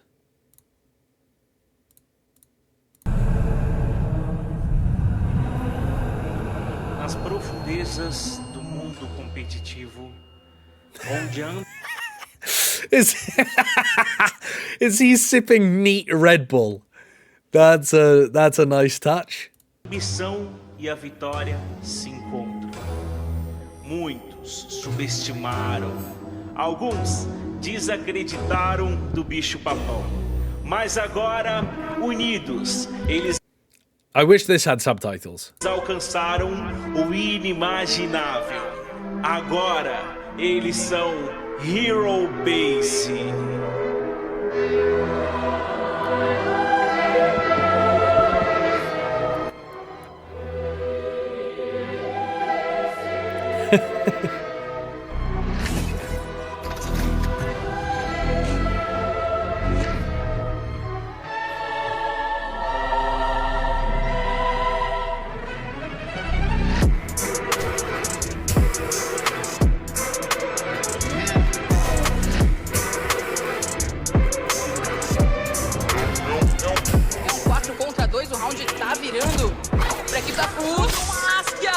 Traz mais uma, olha as kunais aqui do garoto! Na negativa, Ascent de novo!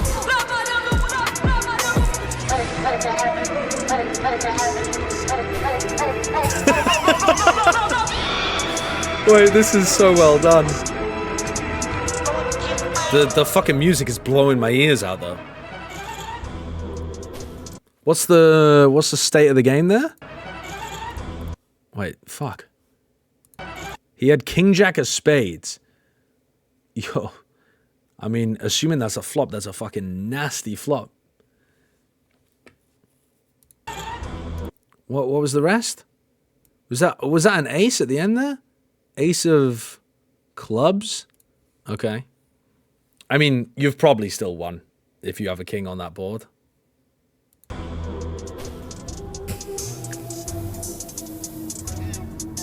This looks like a pretty good roster.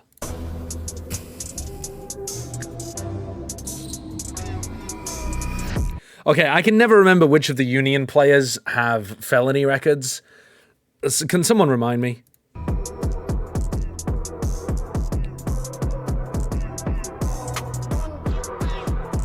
Is it Pank? Yeah, I thought it was Pank. So wait a second. So this is, dude, this fucking video, which is so well made, is like making them look like the anti-heroes when actually they're just, I mean, it's just, it's just the people willing to play with the pieces of shit, basically. Am I wrong?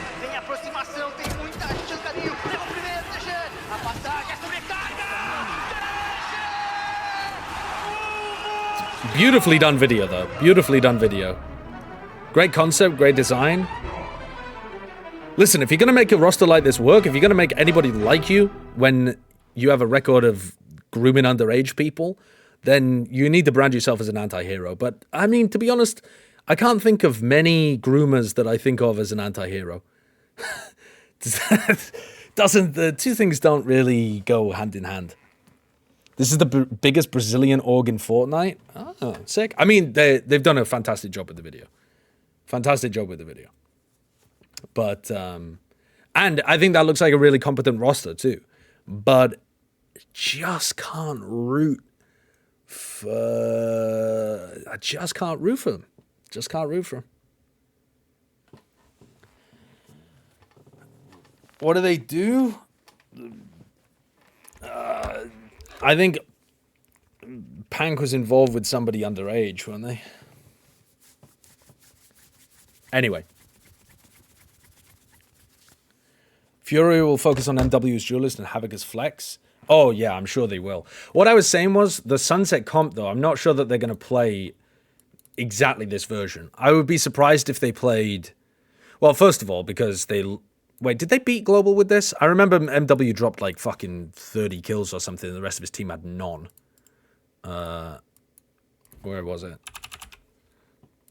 Furia, it was against Global, Sunset. Yeah, Global won, even though MW dropped 29 kills on Neon with 400 ACS. Now, this was also the tournament where the rest of Furia were... They had the shitting disease. I mean, it may not have been the disease. It may just be that they were unused to the food as well. But, yeah, I'm not sure that I really want to VOD review this because I know that this isn't Furia playing at their best. I doubt it's going to be the same composition as well. But this is like a very stereotypical MW farms, no one else does anything kind of game.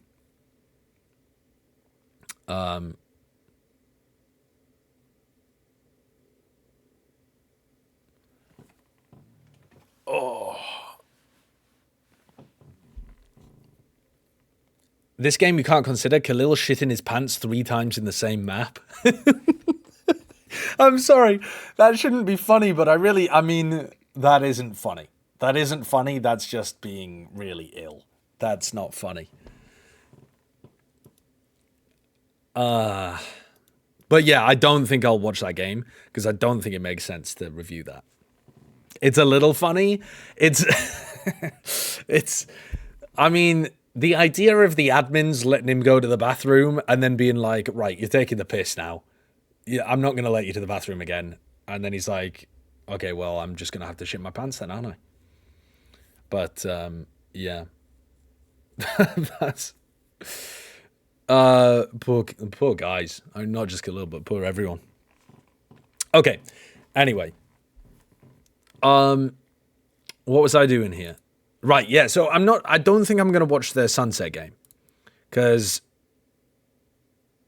Is this it? The Sunset game? Yeah. I don't think I'm going to watch the Sunset game because I don't think they're going to play the same comp at all. I just don't think it's going to be relevant in the slightest. But I think we should watch this Ascent game.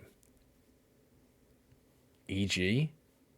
Have I not already seen this? Es un mapa muy lindo, un mapa que me gusta, un mapa que...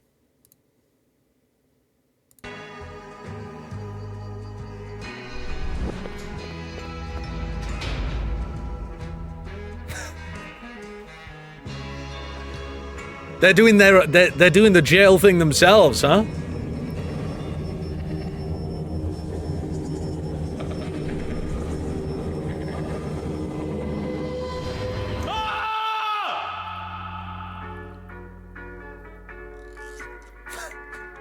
What, Potter's got visiting rights? Oh no, she's not at the jail. What's going on here?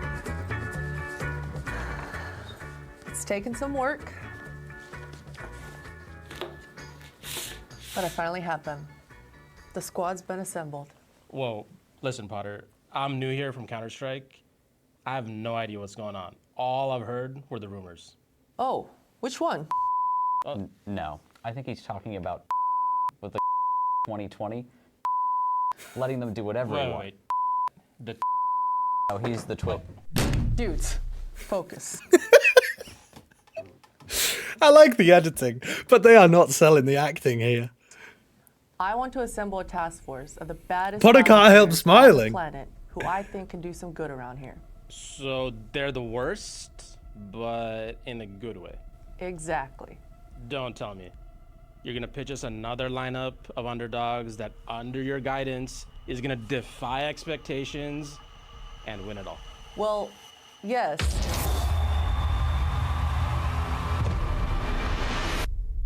But this time people are gonna listen. Yeah, let's see how you doing. Spoiler, no, they're not. Spoiler, no. You're definitely still getting doubted, actually. But nice idea for the video. Crime Overwatch is a very funny thing to have. Crime, Monopoly Go Whale? I don't even know what that means. Is that a mobile game, Monopoly Go? Position again, they're coming in from both sides at once, but there goes the lineup for Nature. The peak comes forth, and it's looking have to be the 6-man ace possibly. Oh, and it's looking good for it's Nature. I love this little corner you can play in. And Crime slept on. Okay. and it's a great transfer. Overwatch at the moment is certainly the funniest. And flies through 4 members. Crime Discord kitten. Okay, that's another banger. It's just one, and Super's completely detained. He'll be finished off no problem. Now all of a sudden pressure on towards his quite the baseline. Retracking back right into the waiting arms of A-Pop, who secures the full ace. Sheesh. These are some real villains, Potter. Oh, dude, the concept of the video is fine, but the dialogue and the acting is killing me. What makes you think you can control them? Because it's my job to make world champions. Someone wrote this script and Real thought they were cooking.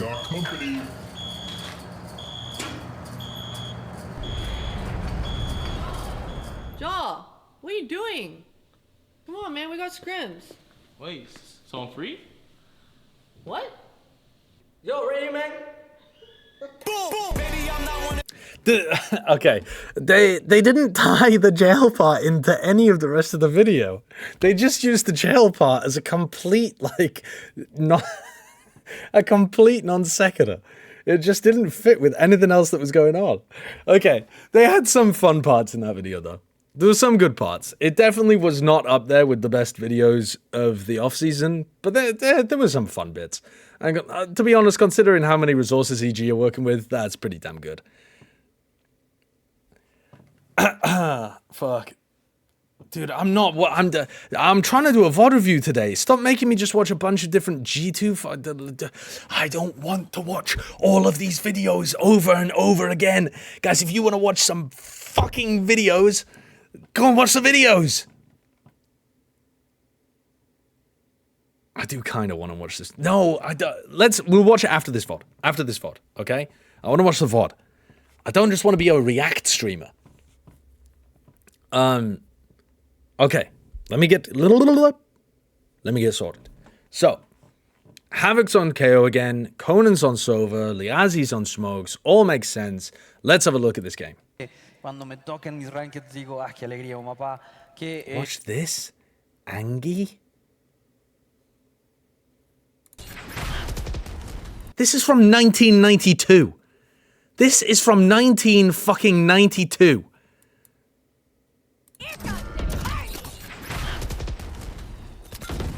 Brimstone's out.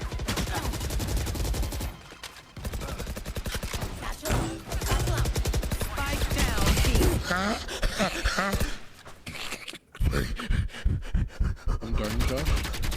One enemy remaining. Darn. Revealing area. She's in a little cubby, I think. Honestly, my Phoenix was cooking in that clip. What the fuck? Where did you even find that? Me gusta jugar y obviamente también se le hizo realidad el sueño a Paula. When he still had a hair. Alright, so this is the pistol round. MW's bought a sheriff again. Así que vamos a ver por qué esta historia comienza. Based in my opinion, actually. Vamos ahora sí al decider acá en el Superdome Latano y por favor los que están atrás de una bulla fuerte para cerrar este. A fucking a full utility KO and not planning to use any of it at the start of the round. That's bizarre. I would have thought they'd go for like the market flash into B main or something.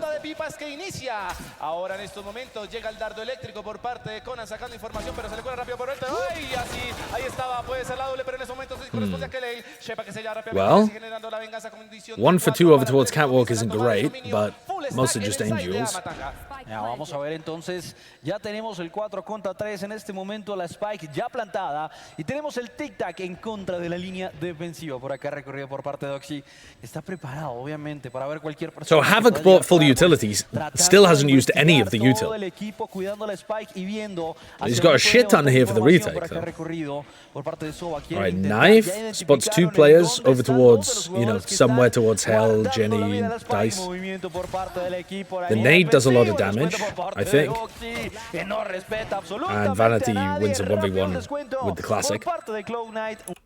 Well, I don't even understand what Furia's idea was in that pistol round.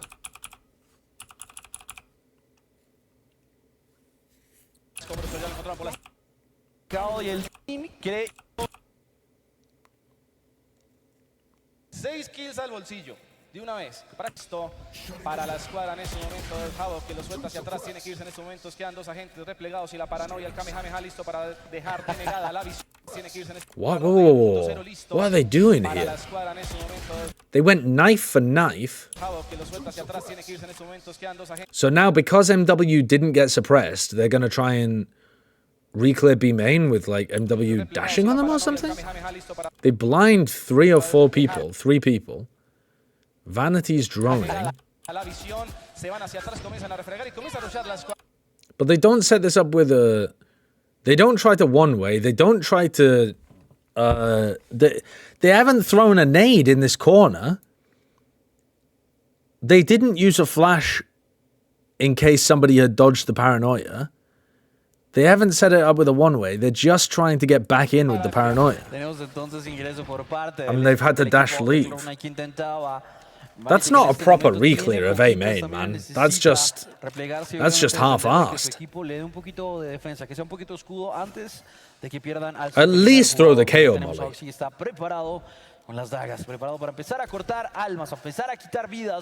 Maybe Havoc didn't want to because he was suppressed at the beginning when they went for the reclear. But he still had time later on. Alright, so they catch the Jet. They know that the knives have been suppressed. They should be expecting an A re-hit, so they should keep 3 players on A. Just because of where the Jet is. Recon used over towards B. La condición se mantiene 5-5 y hacia atrás están muy atrás la escuadra de Furia y también el Orbe que recoge rápidamente Vanity, elige él el dardo eléctrico para sacar información, de llegar a alguna habilidad, condición de 5-5, menos 35 segundos, la tormenta de cuchillas de Oxy. Vamos a ver si entra por el side de A, pero por ahora... They still have 3A. They should be expecting this A re-hit. Here comes the attacking knife again. Doesn't actually catch anybody, I don't think. But Oxy dashes into the smoke and kills Havoc, as Jake just swings and kills MW on Heaven.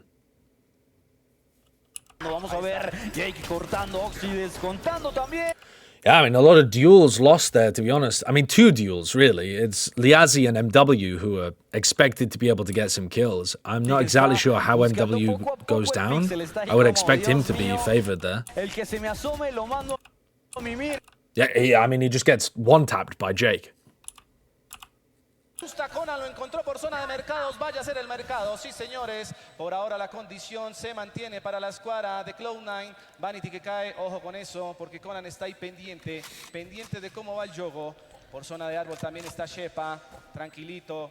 Detrás haciendo un poquito de sustain con la tormenta de cuchillas y la Guardian que Yeah, I think full utility on pistol as KO is not considered the best unless you have a specific pistol round strat that uses a lot of it.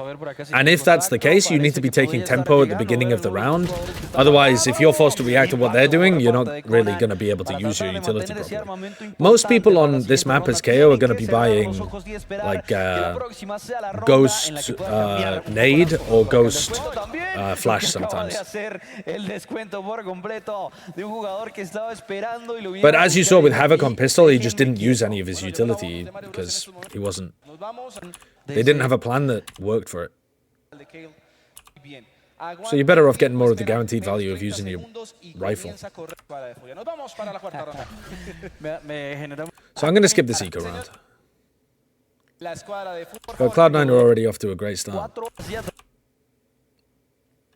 Desatado yo muy bien con esa totalmente descontrolada, alguien que le What the fuck am I watching? molestos del equipo de Furia. Okay, 22, 21. Así es, vamos. Oh, here we go, here we go. So this is the start of the round again. Ronda y la economía muy tocada y tiene que forzar lo que pueda la escuadra de Furia. Así es, vamos a ver entonces cómo sigue funcionando Saudin. They did a lot of chip damage there, didn't they? To Zeppa, Oxy, and Jake. Yeah, some decent chip damage. Trabajo adicional por parte. And Havoc doesn't realize that Oxy's trying to get aggressive at the start. Maybe thinks it's Keone kept them back. El jugador que no alcanzaba a disparar. Buen trabajo por parte de Havoc. Let's go back and take another look at this. La serie por ahora, la ventaja la mantiene la escuadra de Cloud9. Nos vamos para la quinta ronda y la economía muy tocada y tiene que forzar lo que pueda la escuadra de Furia. Así es, vamos a ver entonces cómo sigue funcionando Saudin. El trabajo adicional por parte del jugador que no alcanzaba a disparar. Buen trabajo por parte de Havoc para quitarse la presión de Oxy. It just looks really uncoordinated between Havoc and Liazzi here. The paranoia at the beginning that Jake throws out, I think just sends them for a loop. But they obviously planned to try and fight over A main, and Liazzi was in a position where he couldn't help Havoc. And now he's been pushed to the back, he's been like reconned, he's been naded, he's going to find it difficult to survive. Yeah. Jake does a good job here of getting aggressively in. Almost dies. Okay, and then MW manages to get one, pushing out behind that smoke that Liazzi threw. So now this is still winnable, 3v3 retake. Del jugador Muser hacia atrás tiene que replegarse porque la Odin está presente acá.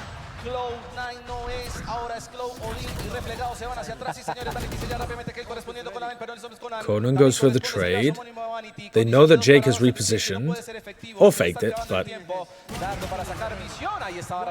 MW is holding the angle in a 1v1 and MW wins it. I mean, MW is just pretty extraordinary. The rest of the team looks, you know, like they're struggling in some of these spots. That fight over A main at the beginning of the round, just if Havoc hadn't been able to win the duel against the player that got up in his face, Oxy, then that was going very badly. But I think Jade did a good job in that round of continuing to push the tempo, realizing that Liazzi was backpedaling. But yeah, that's an MW round. This round is trying to dodge the knife at the start. Realizes that it's another fast A hit. Now MW can get back up into heaven. MW really needs someone else's distraction to play off though, and no one else is hard anchoring. Zeppa's used his ult here. I think he managed to cancel one pulse of the Silver ult. Here comes the post-plant Silver ult. Well, I did actually catch on to MW. En estos momentos llega la furia del cazador de Vanity para sacar información y evitar el retake. Atención porque llega en estos momentos el velo. So much spam and utility being used. But it's not coordinated from the retakers. They are managing to get back in on the angles though. They're not worried so much about using coordinated utility. They're just worried about answering the attacker's post-plant utility and then getting onto angles. But the way in which they get onto the angles is fairly decent. I don't know how Liazzi gets out so easily through the breakable door. He basically just chads his way through the one-way. Yeah, he just runs through the one-way. You look at Liazzi here, he just picks a timing to run through as the rest of his team are swinging onto heaven. So it's good timing from everybody. But certainly if there'd been a player Jenny watching over towards here, then Liazzi would have died. This would have triggered somebody to jump down here, you know, these kind of things. So we don't really see it play out in that kind of manner. Instead, Furia just get established onto the angles because Cloud9 are mostly hiding in the post plant. And that lets them flood in. A responder, tratar de sacarle el mayor provecho y por qué no aprovechar este buen performance para regresar. Se está despertando muy bien la escuadra de Furia, está jugando. All right, so you know that MW is opping, so Cloud9 might be trying to figure out like exactly where he's playing. Liazzi gets caught by that knife. The drone has seen things. Good spam as well, actually, from Vanity. MW is weak and is still trying to get aggressive. This turret has controlled B main. So that's really nicely done from Furia, to be honest. MW just holding the position that you expect the Killjoy to sometimes be playing in. I mean, obviously, Whippy might not be playing from that position, but that's the position where Khalil can get punished from, and so MW just holds it, and they set up a nice early kill for themselves. So even with Cloud9 trying to play around the op, they've still got picked by it. Porque cualquier trabajo adicional, pero no le importa. Se va hasta adelante, casi al spawn. So now that they know where the operator is, now they're going to try to accelerate. A tratar de limpiar y se quitó de encima a una Killjoy que todo el tiempo estaba brindando información. They throw like the, it's almost like the fennel smoke, actually. But it's to get them through this choke point, and they jump in there all together and overwhelm Havoc, who's, you know, Havoc's playing in this position where he has a flash to work with, but you can't really do much when you get smoked like that. Dude, has my browser crashed? Okay, there we go. What is going on today? So here, Havoc is playing from A main, right? They're doubled up A main. Then he goes back to switch. And if he spots them coming up here, he can try to pop flash and recontest. He can swing from here, while Conan swings from here. And they can get pretty decent angles onto some of the blind players in tree. But that smoke is a nice on-the-fly thing that Jake throws. And look, it just lets them get inside of it with a shock dart and with a shorty. They swing inside of it with 3 players, overwhelm Havoc. And now it is a little difficult for them to get out of the smoke again versus Liazzi and Conan. We'll see how they do that. Just dash out of it. Get the kill on Liazzi. Vanity fucks up his dart. Good double face from Cloud9. Yeah, nice on the fly fast play there from C9. Good from Jake, good from Oxy.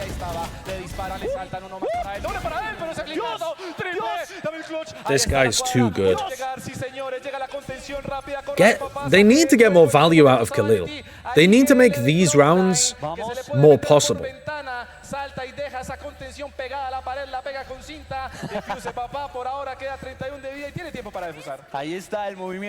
Oh, he's got the wrong read on where the guy's gone.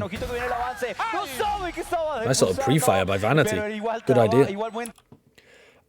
Thank you for the 100 bits, Monkey Meatloaf. And appreciate the sub, Midnight Blues 94. And Daymans as well. Thank you for the paid subs. Those help the Partner Plus mods. I found the greatest Lethal Company mod. Needy Cats. I'm not going to look at Lethal Company mods. There's no chance that I'm going to be able to play Lethal Company.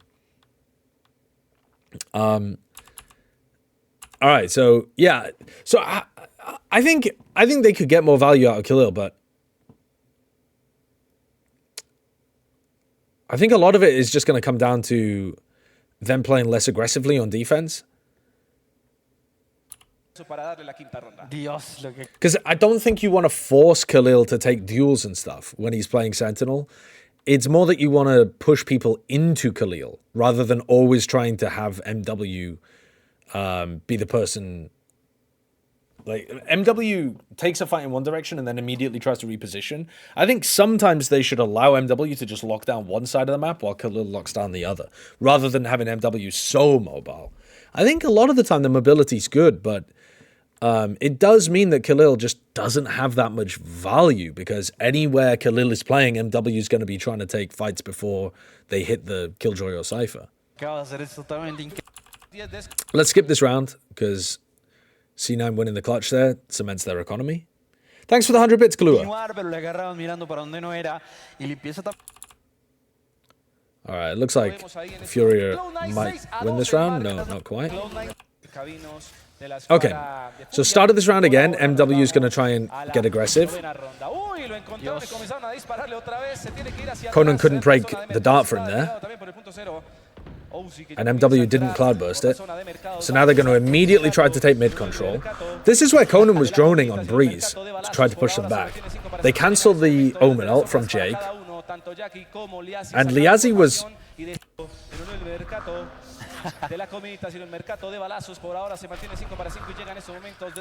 Yeah, Liazzi's assuming that that's a B split, and Liazzi ults to... I think the purpose of this ultimate from Liazzi is that if Jake ults and then you ult immediately afterwards into backside, you're going to be able to stop the Omen ult from getting very much value. But I mean, he's so much later than Jake on the ult. And he's so much later that they've actually already cancelled the ult by the time he ults. Now, they probably didn't com that they cancelled it. But that seems like a really bizarre protocol to have, I think. Anyway, they're back over here. They've cancelled the Omen ult. So maybe this is all fucking 5-head and they're trying to bait the play in. And Liazzi's just going to, you know, blind them. Because like a paranoia here would go crazy for Liazzi and Havoc to fight over this. But Liazzi has not got his paranoia out. Yeah, they play off the KO flash instead. It's not that that's a terrible idea, but I think you could have also thrown a paranoia in there.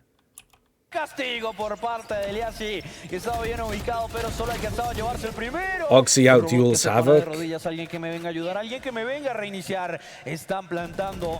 And I must say at this point too that having watched a fair bit of Havoc in the offseason, I did think he was going to be a bit better than this, because I thought he played really well in like tier 2 in terms of his rifling skill. But he is getting outskilled fairly regularly by these top-level players. I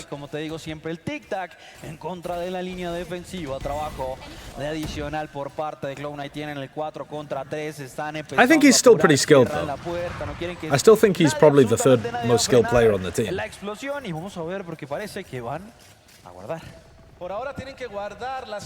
FURIA are going to save in a 3v4 retake. Por ahora, lo que cada side o en cada punto también de árbol, los duelos no los puede hacer solo la escuadra de Furia, solamente quedó en esos momentos Liazzi. Uh-oh. Alright, so this round we've got MW peeking cat with the operator. They should see that mid is smoked. MW gets the kill on Oxy. Was there any utility there to push away a cat player at all? I don't think there was. It looks like they might swing out through a cloudburst. Yeah, they do. They've swung out through Oxy's cloudburst to try and like double face catwalk, but MW just gets one and then is able to tuck before he gets punished. On the other side though, Khalil's trying to take an aggressive fight and dies. Yeah, I do want to see Khalil get value, but again, this is one of those rounds where I could see if MW stays over towards A, this is a round where Khalil can just play an anchor position and might actually get a really big value round. Because Oxy's dead, they've got to split into the sites. You're not going to be under as much pressure when the Jet's dead. It's a great round for Khalil to get value, and instead, he peeks aggressively and dies in B main. MW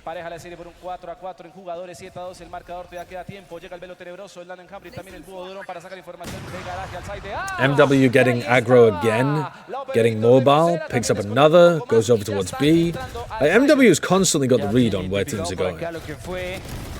Trying to play fast against MW is very difficult, but they have picked up a couple of players there. 2v2 retake. They're worried about MW. Now MW's on his own. Can he get a rifle? I think it's winnable with a rifle. pueden hacerlo. Segundo intento de plantado. Oh, he's so aggressive. He just, look how, the way that MW plays is that he assumes people are scared of him. Like, he's expecting both of the players there to be playing behind cover because they're worried about getting opt.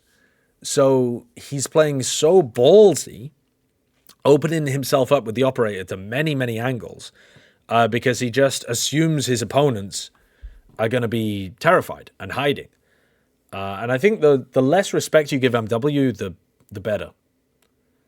Against an Opper, the more that you're worried about them, the more freedom they have to be able to get onto more and more aggressive angles. Yeah, he shows very little respect to his opponents.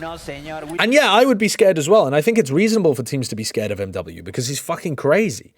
But at the same time, I think it's important that you are not scared of him because otherwise he gets away with stuff like that. So now he's got a hero rifle. He's miles away from getting his ult online, by the way. So is someone else just going to drop him in the next round if he dies? They are very fast. Getting super aggressive on the defense. Once more, this leaves Khalil in the, like, you know, spot where he just has to get info on A and play the retake. Sad for Khalil.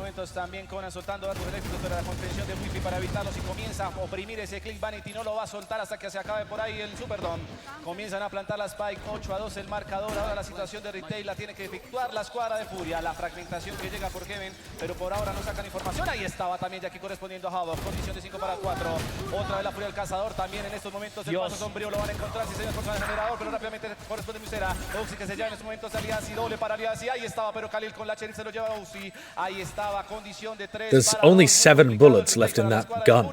Y podemos seguir por aún. I don't think that's going to do the job. El intento por parte del desplante, pero no se daba. Conan que descontaba. Vamos a ver el 2 contra 1, aunque el tic-tac ya está demasiado encima. Sigue tratando de tocarla, pero no puede. Presionando, ya sabe dónde estamos. Por lo menos un ojito. Puede ser, puede ser. Nice try, Conan. Nice try. This is a disastrous defensive half, though, for Furia. And I think part of the reason that it's been such a disaster is that Ascent is a map where the defenders have advantages as the attackers try to get into areas. Like it's difficult to get out through B. It's difficult to get out into A. It's difficult to try to push catwalk. It's like all of these things are tough, and the defenders have tons of different ways of being able to play crossfires and set up one-ways and all of this kind of stuff, and have a big killjoy setup. But honestly, Cloud9 because the way that Furia defends, they're fighting in spots before Cloud9 even get to the difficult parts. So Cloud9 are able to identify holes and get to the sites, sometimes in even player disadvantage situations, but they're able to open up holes because Furia are moving around the map so much. They're not trying to funnel them into choke points. I think this style of defense works way better on Breeze than it does on Ascent. Look, they're fighting them in B main, like before they even get to the site. This round it works though. But they're so aggressive. So aggressive. Y la tercera ronda de Furia, la velocidad de la luz en un parpadeo. No alcanzaste ni a voltear a mirar. Vamos por la...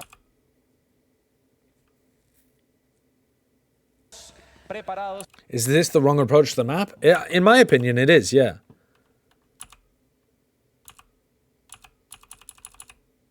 What the fuck is going on here? It says halftime 9-2. It was 9-3, right?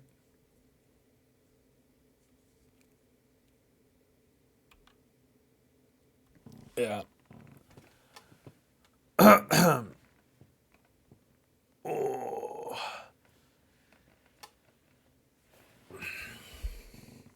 I think MW is mechanically as good as, yeah, basically any other top duelist player. I mean, dude, Demon 1 is actually fucking different. Like, when we talk about people's mechanics, we need to start, like, excluding Demon 1 from the conversation, because that guy's, like, raw mechanics are just fucking outrageous. But the thing that makes MW more susceptible to getting blown out by top teams is that he takes a huge amount of risks and plays with no respect for his opponents. And other top players just don't do that. Like, Demon 1 doesn't play like that. Even if Demon 1 wasn't one-tapping every motherfucker he sees, Demon 1 also plays the game extremely intelligently. MW's much more gung-ho about the way that he plays. But he also finds really good timings, and he punishes people who run away from him, and he's a scary, scary player to play against if you don't know how to stop him. But I think that MW's easier to... For example, Aspas, you can try to stop him, but he's really difficult to stop even if you have a very good idea of exactly what he's going to do. I think MW, if you know what he's going to do, MW takes more... Like, he goes a step even further aggressive and takes less favored fights to the point where you are actually going to be favored if you fight MW in the right way. Sometimes, not all the time. MW is still going to be able to have really good performances against top teams throughout this season, I'm sure. But I don't think he's going to be able to consistently steamroll top competition. Just because of the way that he plays. I think he just takes a lot of liberties on the defense side.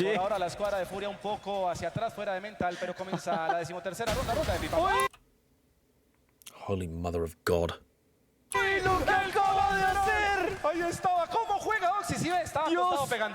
Dios, con razón sonreía. Yeah, Oxy's another one of those players to keep an eye on this season, man. Qué colateral con Sheriff. ¿Qué acaba de hacer este muchacho? Por Dios, alguien que le ponga una correa, una cadena para detener a esa bestia. No, 2 tapazos a la cabeza y a mí. Ahí estaba descontando rápidamente a Havoc y a Musera sin iniciador y duelista por ahora. Hot take. At the end of 2024, Carpe is going to be considered the best IGL in APAC. You know, that sounds insane, but I think that could actually be true. I think that could actually be true because PaperX doesn't have a hardcore IGL, and DRX have been struggling with their calling for a while. I actually think that's possible. I don't think it's a guarantee, but I think in terms of hot takes, that's a banger of a hot take. Because it sounds nuts, but when you actually think about it, like, T1 are probably going to be a top 3 team. He has, I think, the people around him and, like, a structured team to try to get better at just the pure IGLing side of the game. And I think the other people that he's up against are either, like, non-existent on PaperX. Like, there's no one... I guess if you wanted to say Forsaken or Devi or something, then maybe this take would lose a bit of its weight. But to be honest, like, the team doesn't really seem to have an IGL. So then who is it? It's like, you're comparing him to Stax. Okay, I could see him being better than Stax at the end of the season, actually, in terms of the way that he was calling. Especially because of all the issues that DRX have been having and the fact that they're going to be playing with Foxy9 the entire time. And that's, yeah, been really discordant. And then, who else? You're looking at Laz on Zeta? I think Zeta have had some dodgy calling, actually, over the years. But maybe with Carlisle coming in, Zeta's calling can get significantly better. Crazy Guy, I think, has a chance, but I am not confident that that Bleed team is going to have good enough teamwork for Crazy Guy's calling to show itself. But I feel like Crazy Guy's got a decent chance actually as well of being, like, I think Crazy Guy might actually also be fighting for that spot if Bleed end up doing well. Jesse Vash? Yeah, I think Jesse Vash has got a serious chance of that too. Usually we don't think of the top IGLs being on teams that are not in podium spots, which is why I think the Carpe one is a pretty solid take. But yeah, interesting. Who's RRQ's IGL? It's not Zifero. It's Flipsider. Zifero's on VLR as the captain, but it's Flipsider who's the IGL.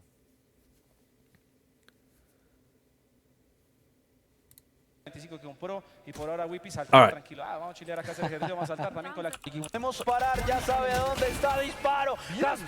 What the fuck? They still won this round even though Oxy diffed 2 people at the very beginning? Ojito que Conan está bastante lastimado del equipo de Furia, que por ahora tiene problemas. Tiene que empezar a buscar cómo pueden tratar de plantar la spike. Ojito con Khalil, que se quitaba de encima la presión. Un tapazo y adiós. Podemos plantar la spike. Por lo menos tenemos ahora superioridad numérica. De estar abajo, ahora están arriba. Cambia la historia. Jake y Vanity en este momento tienen que empezar a ver hacia dónde tienen que disparar. Ya sabe a dónde está disparando. What a round from Khalil. But also, good duel for Liazi to have won against Whippy. It's possible that Furia could have still won the round if Whippy had stayed alive there and beaten Liazi, but yeah. A good ghost aim from both of them there.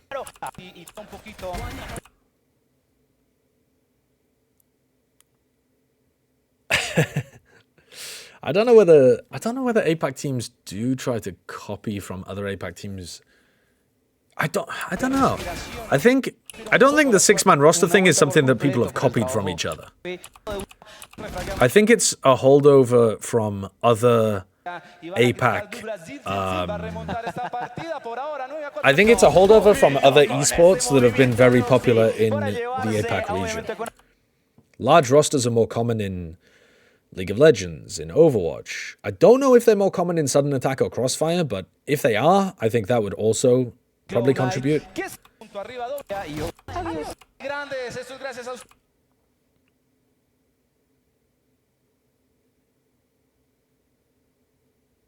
Oh, come on, please. Oh, wait, Cloud9 won the eco. Fucking hell. Come on, I just want a rifle round. Dude, I thought this was a Firefox problem. It's not. I'll tell you what the problem is. It's probably because this VOD is fucking 5 hours long and YouTube's having to scrape the bloody bottom of its servers in order to figure out what's happening towards the end of these VODs. Give me a rifle round. Please. Did you not feel like people spent a little bit too much time trying to mimic some PaperX ideas? I can't really think of many PaperX ideas that were mimicked. None of these are rifle rounds. Puede ser también una reestructura en el mental de la escuadra de Furia que tiene que comenzar a oxigenar. Oh, come on, bro. Please. Wait, actually though, none of these are fucking rifle rounds. Have they just lost a bunch of ecos in a row to begin this half? Hello? Can one of your teams stabilize the economy? Wait, they just lost another one. Every single one of these is an eco round win. We've got another anti-eco for Furia. Every one of these rounds, the team with the worst economy has won. All right, come on. Furia, just win the fucking round. They're not going to win the round, are they? They didn't win the round. Dude. This entire half, every single round, the team with the disadvantage has won. Please, give me a rifle round. I mean, I guess this is close enough. Because it's going to be 3 rifles at least. This is jail Valorant, it really is. Alright, this is close enough to a rifle round. Let's have a look at this.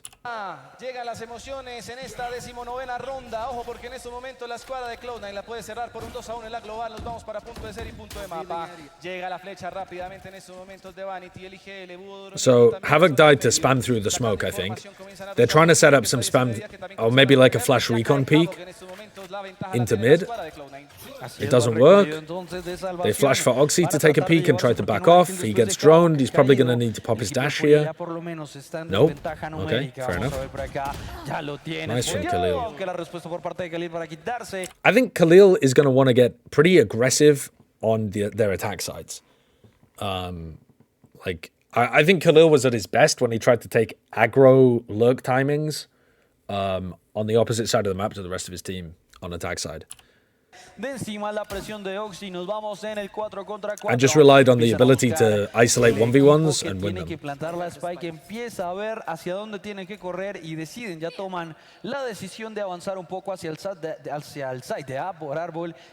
Alright, so now they're going to set up for an A split. There's smoke, flash.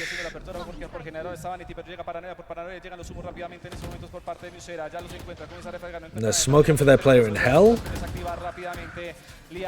Oh, MW, I thought, had found a nice timing there as Vanity was pulling out his recon.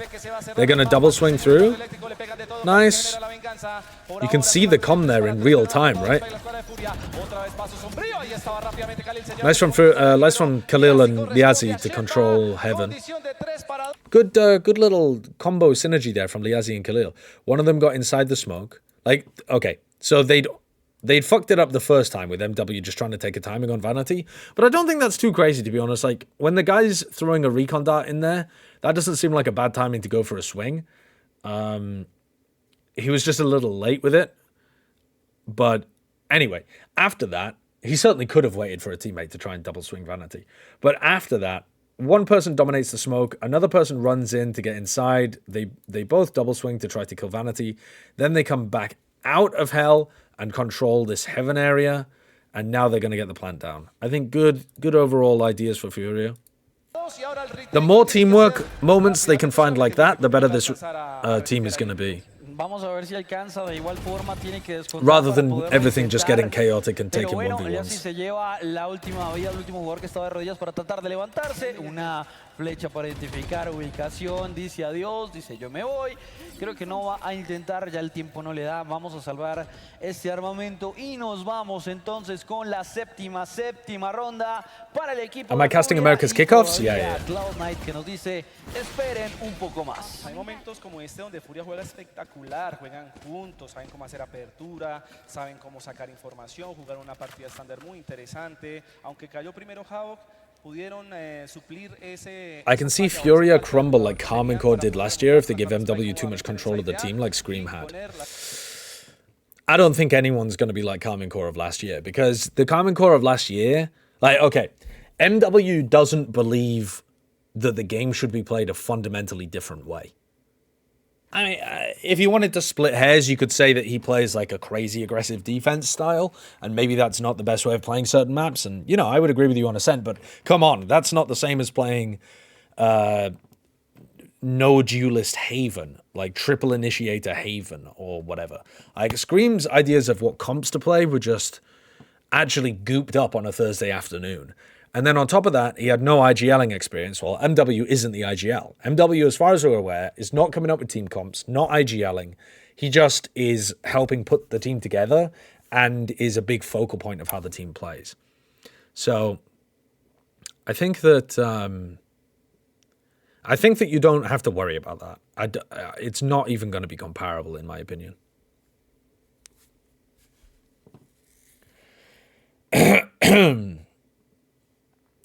Serie por un 7-12 en el marcador y ahora sí nos vamos para otra rondita más, la ronda número 20. Así es, vamos entonces. I wish the other regions put out a video like this, by the way. What is this? I think all of the regions have put out a trailer. I don't know. I haven't watched them though.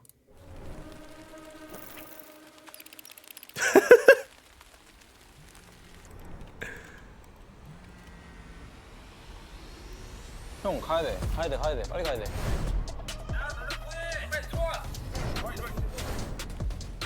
Let's go. Rush, come on, it's time. We gotta go. Let's go.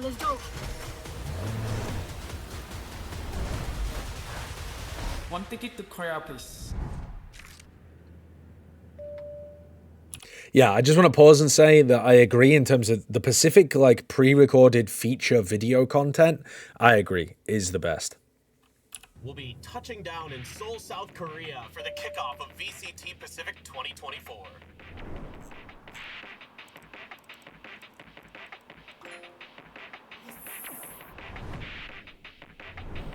What did they just... Sorry, what did they just purchase? Oh, buy the tickets. I see.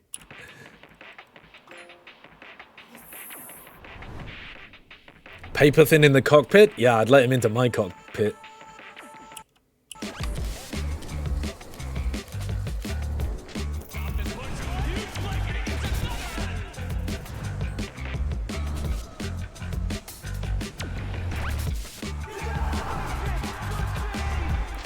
I think every region actually has something that they're the best at. At least one thing that they're the best at. I am interested in EMEA though, because a lot of the LEC people got cut, and I think they were using some of those people, so I am like a little... We didn't no, EMEA does. EMEA's replays are fucking goated. EMEA's replays blew every other region out the water last year. The first. The problem is... 2024. We will all I don't know how that's gonna work this year. I don't... The thing is, though, the people running the replays, I think, were a different team. I think Atriox was running... I actually don't know exactly how the replay system worked, but yeah, I'm not sure whether or not it's affected. We'll just have to wait and see, I guess.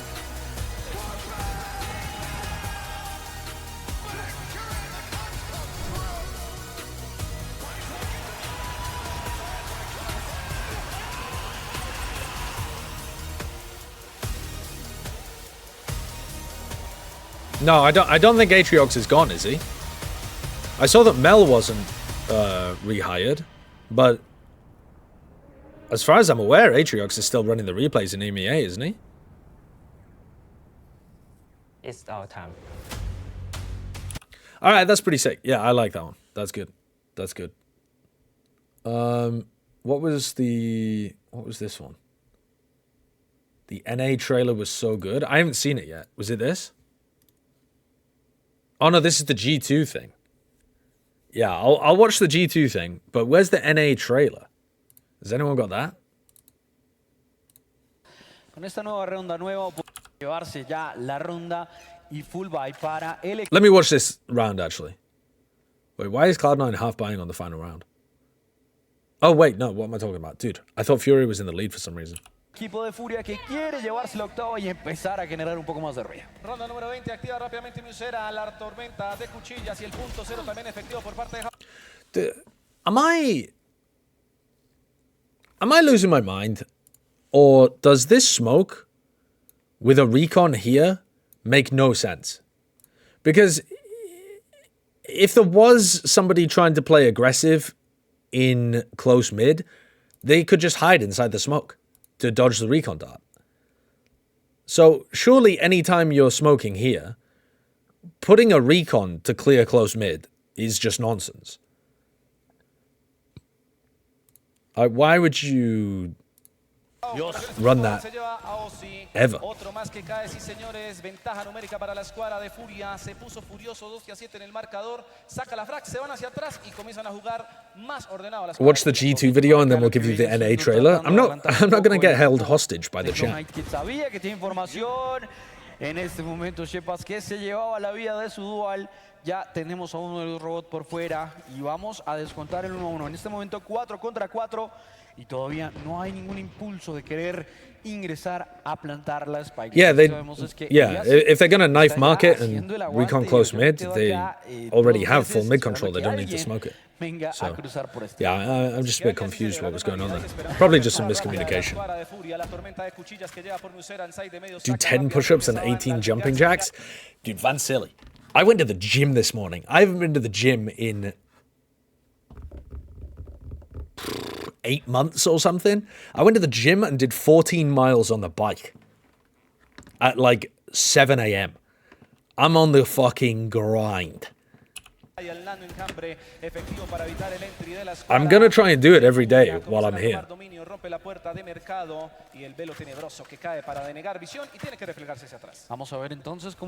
that's the only way I can cancel out the amount of food I'm gonna eat.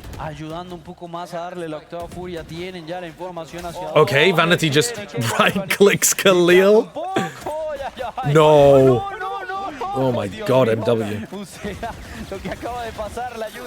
Bit of miscommunication again there. Closing the door onto MW. And then panicking, paranoiaing, swinging up towards heaven from Liazzi instead of just controlling it from over towards Dice. They've lost control of door. Oh god. These kind of rounds from Furia are going to look atrocious if we get more of them. And basically what happens is, when something goes wrong, they just speed up.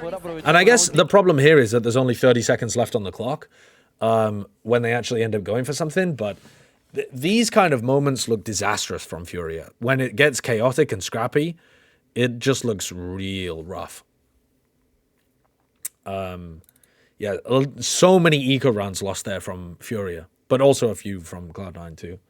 But yeah, I don't like Furia's approach to Ascent. I don't think Havoc and Liazzi looked that good on their defensive A.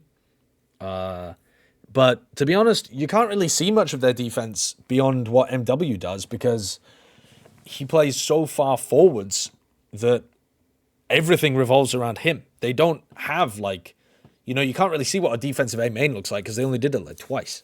The rest of the time, MW is taking a fight before the attackers can even take some map control. All right. What? Holy fuck. All right, Furia played against Crude that day. We don't want that. This day, Furia played against C9 again, I believe. Was it this one? Holy fucking blow my ears out. Jesus Christ. So we've got Lotus. Yeah, let's watch some Lotus.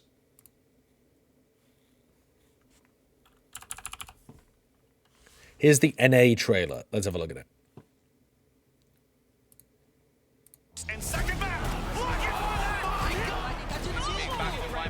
But he's gonna go swing K. Oh my gosh! There were some silly plays last year.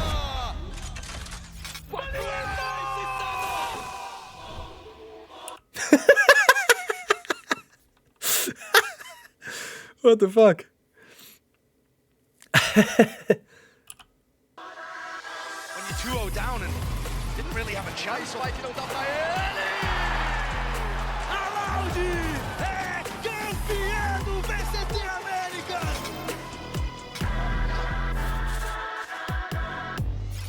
The All Americas team. I like that.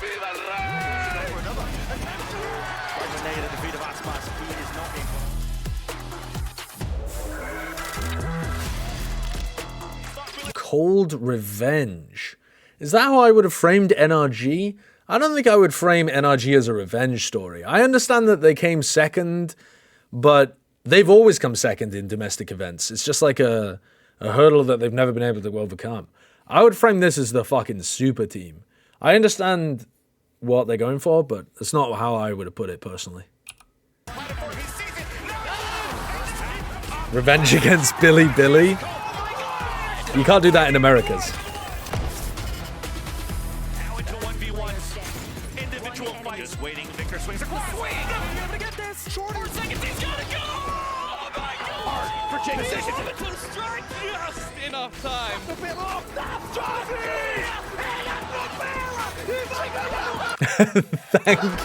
Thank you, MIBR. Yeah.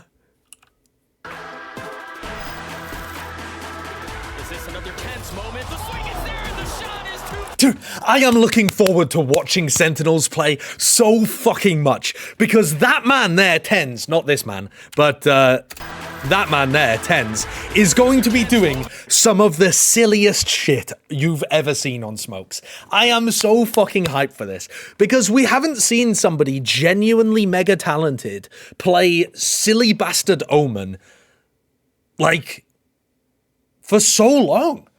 Who's the last crackhead Omen player that actually had outrageous aim? Sometimes Angel has outrageous aim, but not all the time. He's like fucking Taravangian. Redgar does not have insane aim. Actually, sometimes Redgar does, but it's even more rare than Angel. But dude, Tens is going to be able to... Tens is going to do some stupid shit. He absolutely is. But he's going to be able to pull some of it off. And that is really funny. Mako doesn't play silly Omen. Mako plays very sensible Omen. Mako has fantastic aim. He doesn't play silly Omen. Som does. Som used to. Back when Som played Omen in his previous team, NRG, on Breeze, he used to play a bit of silly Omen. But then when he joined this version of NRG, he was playing like standard safe Omen most of the time, or standard safe Smokes. But dude, Tens is going to be playing some silly shit. Navarro with the op was cool. Yeah, but that wasn't silly. Dude, I'm talking about the creativity of Redgar and Angel and Kriya with the aim of Tens. That is fucking... That gets me going. That Chishu. Actually, dude, the Chishu Omen on Sunset, that's the kind of thing I'm talking about. Creativity is such a nice euphemism. It is, though. It is genuinely creative. It's just also a bit daft. It's going to be some fucking jail Valorant from Tens a lot of the time, and I'm so excited for it, because half of the time it's going to fail, half of the time it should fail and he's going to make it work, and the other half of the time, because there's 3 halves in 100%, he's going to just absolutely own his opponent.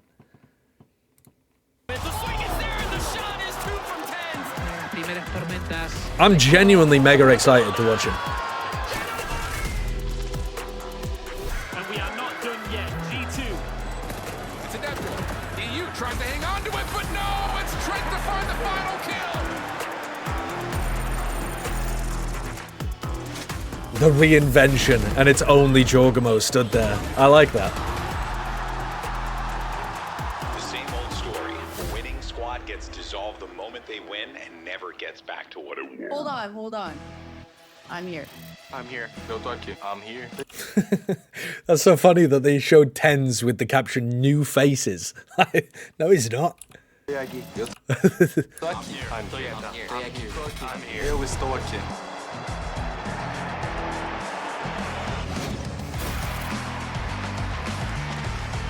That's a great video as well. It's a very different vibe to the Pacific one. It's more like genuinely trying to be epic and hype rather than, you know, a bit goofy but hype. But I think they nailed it. I'm excited. They're both good. I like Pacifics as well. All right. Let me watch this map though. Bien, un Lotus interesante. Okay, so we're going to focus mostly on what FURIA are doing on their attack side. Things to be paying attention to here. How much do they focus on MW? How much do other people like Liazi, Conan, Khalil, how much do they actually take their own timings based off distractions on the other side? What does Conan's attack side calling look like on this map? Those are the kind of things that I want to focus on because they'll actually be useful in the future. I don't really care about the exact ways in which they're approaching the map because they'll have probably changed. Vamos a ver cómo cambian las cosas, pero estoy bastante impaciente. So Conan gets pressured back up. Does Conan call a reactive play into C? It certainly looks like it. Are they going to break the utility? They're looking for the utility. Yeah, okay, so they spam both sides of the box. Good awareness. Both snake bites have now been used though. They open the door. They're looking to try to pivot. Look at Liazi's smokes though. They don't have any smokes online right now. Vamos a ver por acá, ingreso por They parte used the de Viper pero wall, which they también haven't en parte committed de yet. Está generando movimiento. Go 1 for Cali que 1. empieza a castigar, Oxy que la devuelve. Vamos Ooh, contra and el then Conan 4 dies to the alarm bot y that ya nobody está broke. empezando a entrar la Asi que ya se encuentra. Still, Así que ya está por acá plantando 3v3. clavo. Cali que empieza a castigar. And Liaze actually stuck around to try and wait for a kill onto Vanity, which I'm surprised Vanity even pushed. Although I suppose it does make sense to apply some pressure from the other side. Oxy que la devuelve. Vamos contra el 4 contra 4. Yeah, Liaze Y ya gets a está free kill onto empezando a entrar la Vanity Asi que here. ya se encuentra. And they're in a Así que 3v2. ya está por acá plantando Havoc que ya se encuentra en este momento en contacto con Oxy haciendo la Oxy triple contra 1. Triple para Oxy, puede castigar. Lo intentaba frenar. Sí, les vamos. Leslie's had some big pistol Tratando de rounds. lanzar una granada para empezar a hacer ruido y por qué no abrir la puerta. Cero en el marcador, ronda de pipas que se lleva la escuadra de Furia, que está furioso, quiere meterse en la gran final. Así es, vamos viendo un buen inicio. Oxy que saca la pausa. All right, we're 10 seconds into the round already, but they should just be Furia cleaning up. Estamos bien en este momento. MW será tratando de lanzar una granada para empezar a hacer ruido y por qué no abrir la puerta y decirle a todo el mundo que puede empezar las cosas. En el side se empiezan a mover, empiezan a generar esa ansiedad de saber si van a entrar o va a ser lo mismo, que era ruido en un lugar, impacto inmediato. So Conan is trying to take some kind of timing over towards A, but he's not playing particularly aggressively. La Bulldog y también refragueando Conan, buscando alguna información después de ese muro. Ahí estaba la And Khalil's playing really passively. I would prefer, just because I think Khalil's better than Conan, I would prefer to keep Conan alive and have Khalil be the one that's trying to get lurks off. We'll see.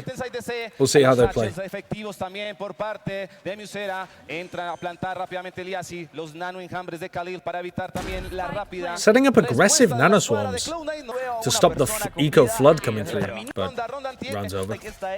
All right, bonus round for Furia.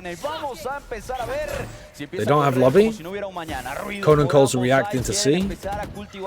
Kills, ¿por qué no? Tratar de levantar información. MW is pretty close to his ult, but doesn't have it. MW será tratando con una granada empezar a dar ansiedad, a generar ese ruido que tiene que generar la Raze.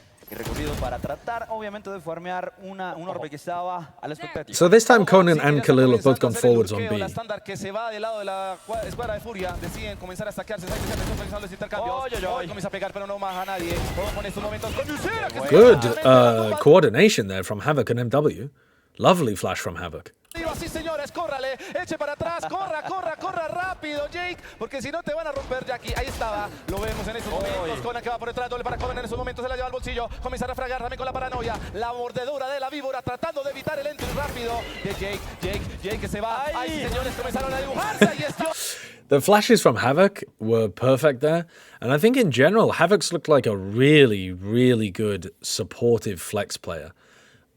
My only issues with the way that Havoc plays is what happens when MW isn't with him. Or rather, when he isn't setting somebody else out, when he's playing, like, on his own. But in terms of his supportive gameplay, it looks precise. Ahí está nuestra Killjoy. Unreal, thanks for the 8 months. No lo vas a hacer, ¿verdad? No lo vas a hacer, Whippy, ¿verdad?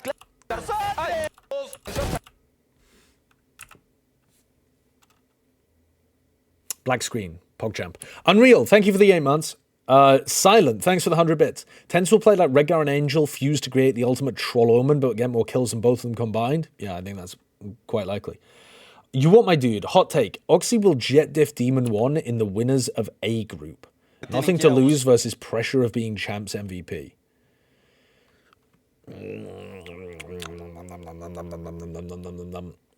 I don't think that's going to happen. But at the same time, I think it's possible that Oxy could have a map where he does significantly better than Demon 1. Because I don't think Demon 1 is going to literally be the best player on every single map he plays all season long. But I don't think he'll do it for the whole series. I also don't think Demon 1 knows what pressure is. Unless NRG start to lose, I don't think Demon 1's going to have any mental problems at all. I think it would take NRG already losing in order for that team to, like, have a problem. Whoa, Hugo, thanks for the 100 bits as well. I watched Platchat and y'all are overhyping Leviathan. Aspas is not going to be able to do the same without Sadak.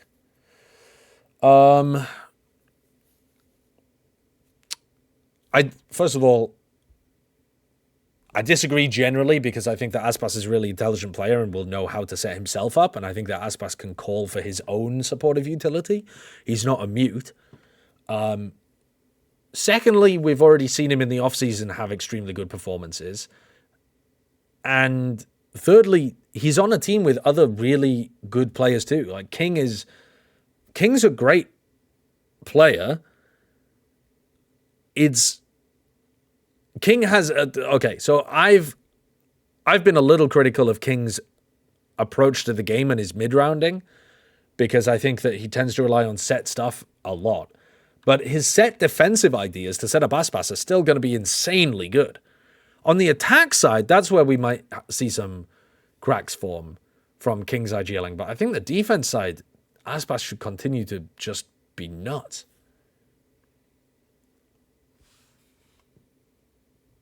Having said that, though, I have thought more about... At some point on Platchat, I talked about NRG and Leviathan both being super teams. And I've thought about that more, and I don't think it's true. I think NRG is a super team. They're not as good as Fnatic on paper, and they don't have an IGL with experience, but they are a super team. But I don't think Leviathan are a super team. I don't think you can have a super team with Mazzino and Tex on it until they both perform really, really well at a tier 1 level. And I think Mazzino has, when he was playing Flex, performed really well at a tier 1 level, but I don't think he has on Smokes. I don't think he's been a top tier 1 Smokes player. So I think Lev are one step away from being a super team. Yeah, I don't agree with the Barla 3-player rule.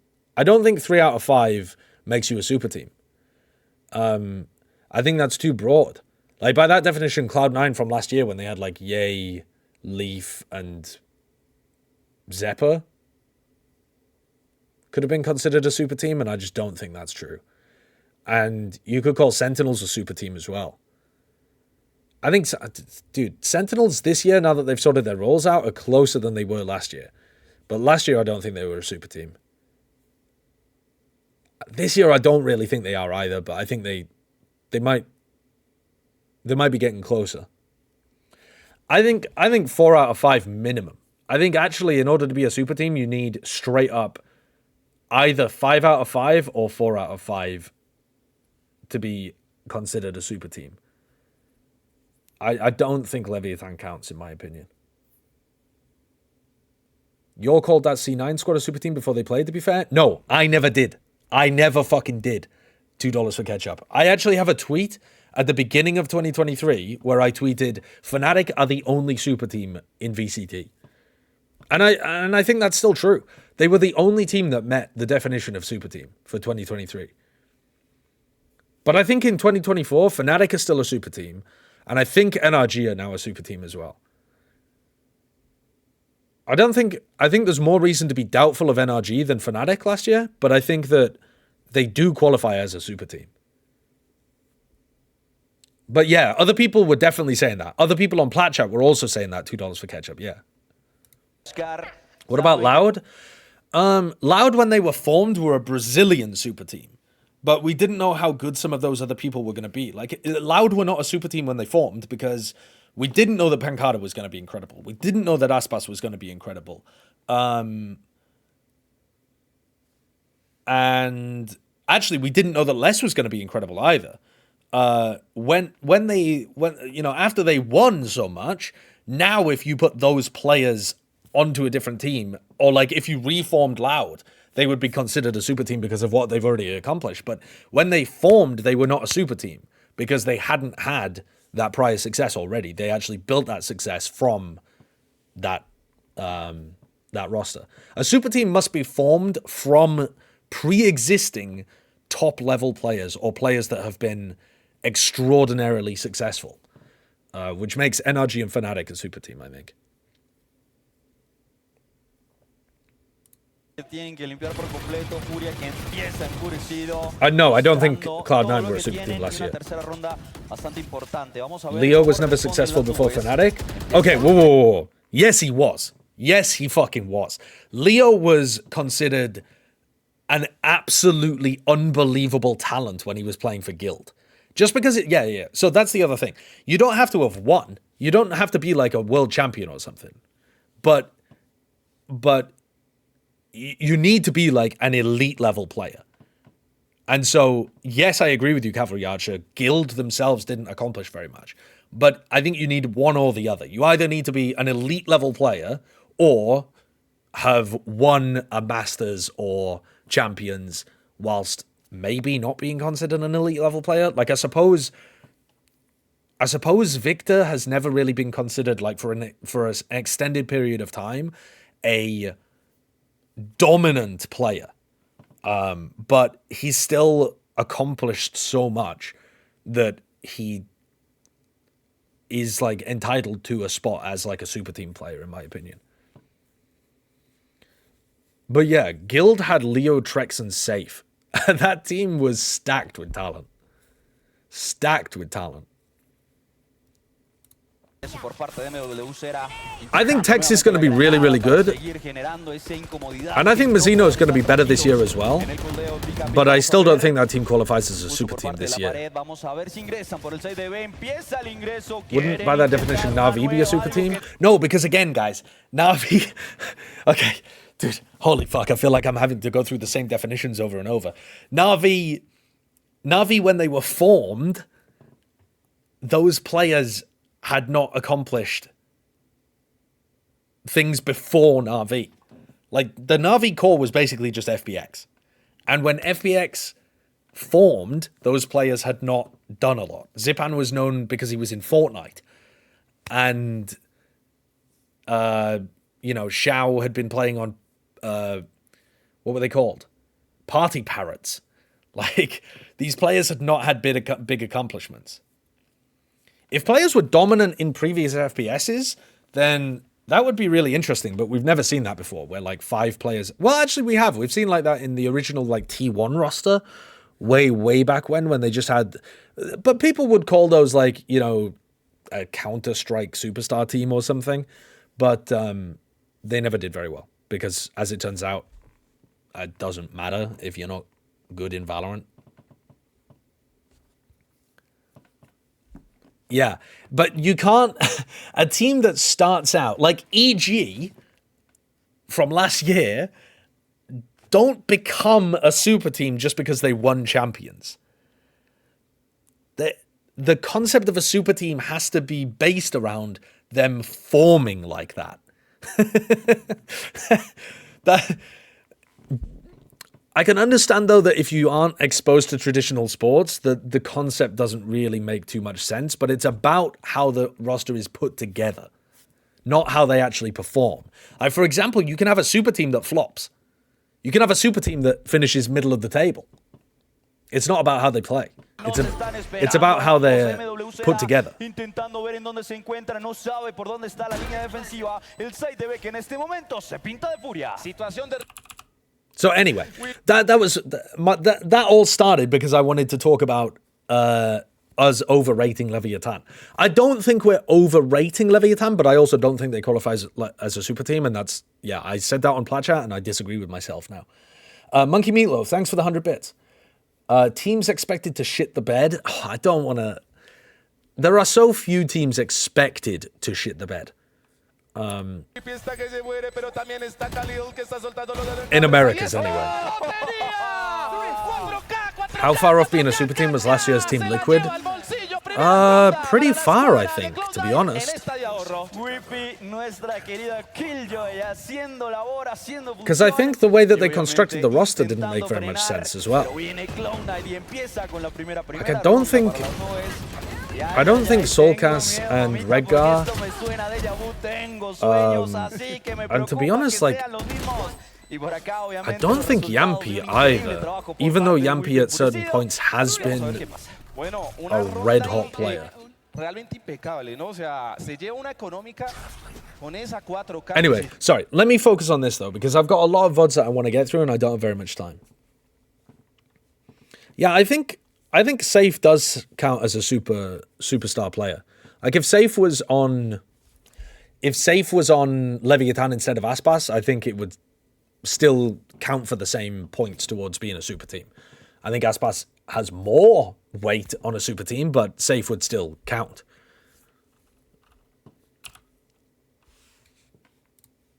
Because of how nutty he was last year. Come on, dude. What is going on with this YouTube video player? Please. Yeah, Zeta retired. Would you have said that at lock-in last year? Yeah, I was actually low on Liquid last year. If you go back and listen to Plat Chat before lock-in, I was not on the Liquid hype train. And then when I wasn't expecting them to be as bad as they were at lock-in though. That was disastrous.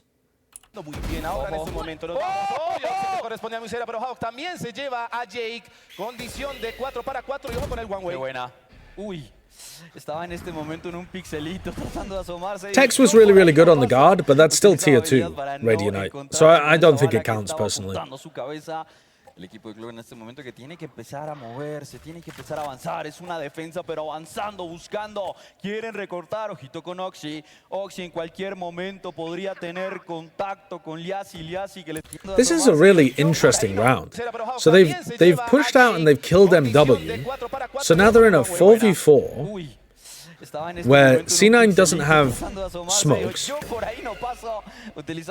C9 are going to be significantly weaker in a retake situation. What's Conan's call here? Conan's managed to get up pretty aggressive on A.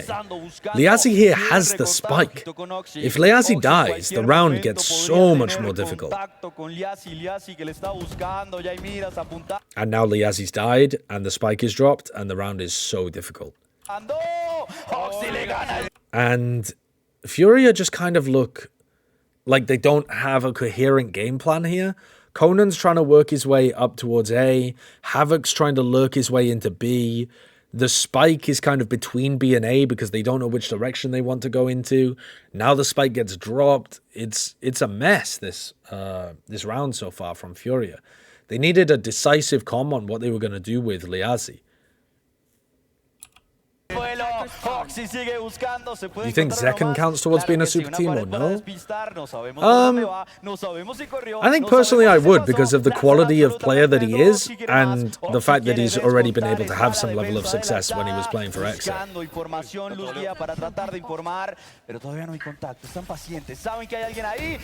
Oh, that's unfortunate for Khalil.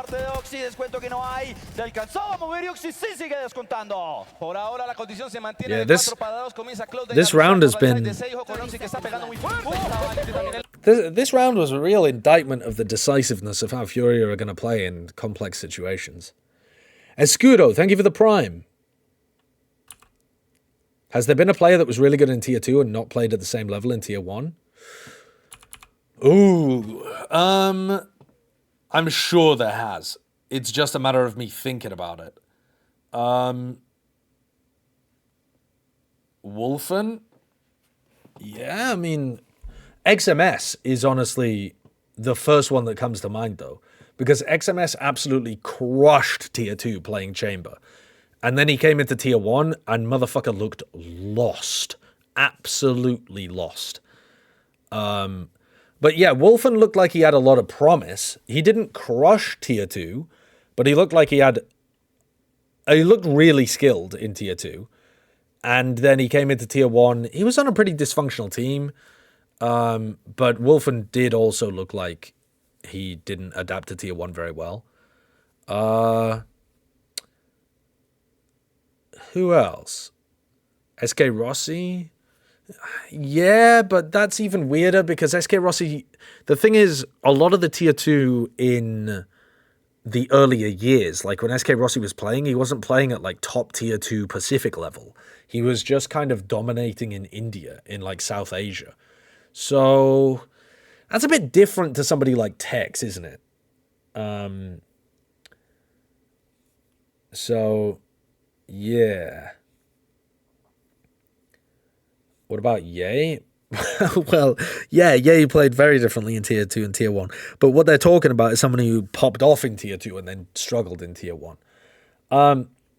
I think what you would have to do is go back and look at all of the rookie players from last year and plot them on some kind of graph of how well you thought they performed versus how well you thought they performed in Tier 2. And in order to get... Because we can all think of people who were good in Tier 2 and then good in Tier 1. And we can think of examples of people who were good in Tier 2 and then bad in Tier 1. But just because you can think of examples of both doesn't mean anything. You would have to actually look at what the quantity of people were that played well in one and went into being good in the other. So, I don't know. I'm not really sure what the overall trend is. La squadra de Cloud9 a rushar, a no quedarse atrás, a buscar But there have definitely been examples of posicionados both. a la escuadra de Furia. Nos vamos para la sexta ronda acá en el Superdome Latam en el Coliseo MedPlus. So they're going for a C mount default again. Whippy hacia atrás ya con la banda, la carcasa de pinturas de Musera, sacando información en estos momentos. También Havoc con el Forja Caminos, el perro que está ladrando, entrando rápidamente al site, sacando información, pero por ahora se pone una ronda un poquito lenta. La Spike totalmente en el suelo, por ahora quieren empezar a And they're throwing this smoke. que no descontar uno más, mientras tanto Threatening, Whippy con su cutting off the fortaleza turret. no quiere permitir absolutamente ningún contacto, no quiere saber absolutamente nada, abren puerta, pero hasta el momento es puro bait, no quieren que sepan en dónde están. Información canina por parte de la línea defensiva, tratando de saber que ya hay tres. Khalil's not breaking this alarm bot. Para el equipo de la línea defensiva que no quiere escatimar en ningún píxel y obviamente That's no really van a his buscar, job. porque ya la hicieron una vez, pero no la van a repetir. Por ahora se mantienen las condiciones parejas 5-5 entre jugadores, menos 48 segundos descontando en esta ronda número 6. Está muy lento el entry, pero ya llega en este momento la mordedura de Conan, el orbe venenoso para denegar el entry. Conan's just throwing his Viper Molly there so that his team can cross and get into the A site with him. Yeah, I'm not exactly sure. They keep putting Liassi in these... When they played the previous round, I can't remember what it was, maybe round 3, and they all pivoted from C to B. They left Liassi tucked in this corner. Oh, that was on the pistol round, actually, wasn't it? Yeah, on the pistol round, they left Liassi holding here. And now they've done it again. See, there's 40 seconds left on the clock. Their Omen is just over here throwing smokes to try to keep these C players committed to the site. Are they not going to miss the fact that, like, at the moment they're playing a 1-1-3 as they hit into A? And yeah, they're hitting the correct site, because there's only one person anchoring here. But wouldn't they prefer to have one of their other guys with them? Liassi could still be throwing these smokes while he went with the rest of the team. Oh, are they going to end B? Ending B here is a little weird, though, because Liassi only has one smoke. And now the spike's dropped. I think they're overcooking this. Well, they're still going to get the plant down. And Liassi's got a lurk off now. Aquí está la piscina de ácido que no va a permitir que nadie venga a molestar. Lanzamos también por parte de Havoc para identificar, para informar. Bien. Bit whiffy from Liassi, but he recovered it. Okay. All right, they end up winning that. Was that a good round from Furia? Kind of. They made it look like it was going to be an A hit, and then they went through B, pitted B, and got the backstab into the C link. I think the weird part about it, though, is that look, when this turret gets retracted, it allows this lurk to come through. But in theory, there is no reason why the turret had to be retracted. It's just because they thought it was an A hit. Or I guess at this point, maybe they thought it was a B hit still. But if Liassi hadn't been able to go for that lurk, I suppose Liassi could have just opened the door and played from here too. I feel like they overcomplicated it, but it did end up working for them. La Spike queda suelta en enlace de B y por ahora tiene que ir a recogerla. Se le quedó ahí el regalo, sí señores. Khalil que... Well, we'll see what they do in some of these later rounds. That's an interesting one. Ellos es la que tienen que abrazar con todas sus fuerzas. Yeah, they had the Viper ult that round. Así es, tenemos I think they had it at the start of the round. Rápido, rápido van a entrar. Alright, so again, Cloud9 control Rubble. Conan's going to call for them to try to react. MW's one away from having ult online. They just go for a very default sight hit. They spot where the sight anchor is. De las suyas para tratar de frenar, tiene que jugar hacia atrás. Ya llegó rapidito, Omen le dice, tranquila, yo te ayudo, vamos a cuidar este side, como si no hubiera un mañana. Por ahora la situación de Retake se pone otra vez en contra. And MW gets the plant so that he then has his Raze ult. He's expecting them to go for the fast retake because they're playing the Neon Sky kind of composition, but actually the Neon Sky are at Mound rather than Waterfall, so they weren't set up to go for a fast flood retake. So now this Raze ult doesn't really get much value, but I don't think it was a mistake from MW. I think it's a reasonable idea, and it's going to buy his team time to try to change up their post-plant positions. The post-plant, though, is not for Mound. So what's likely to happen here is Furia play post-plants on site, and Cloud9 get a lot of space in Mound and CT to try to surround them for the retake. So this could still be really tough for Furia to win. Yeah, okay, so Zeppa kills Khalil. MW's taken Waterfall. So now, you know, nice change up of the map here, but it's only MW that's realized he needs to take Waterfall. The rest of the team are just playing more standard claustrophobic post-plant positions. Somebody should have gone with MW here, I think. And instead, Havoc's going to just try to swing. Awful decision-making there.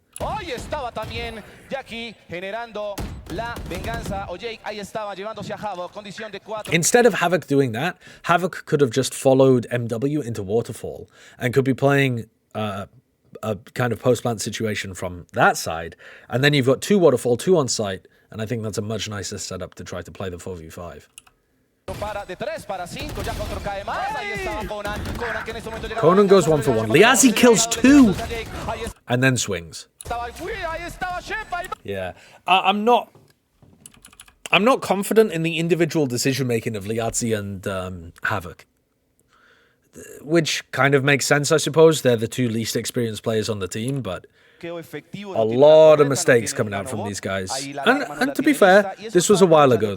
They might have gotten significantly more coordinated with the team since then. How far do you think 100 Thieves will progress this season? I think 100 Thieves will... I think 100 Thieves will either not make playoffs or be on the very bottom end of playoffs.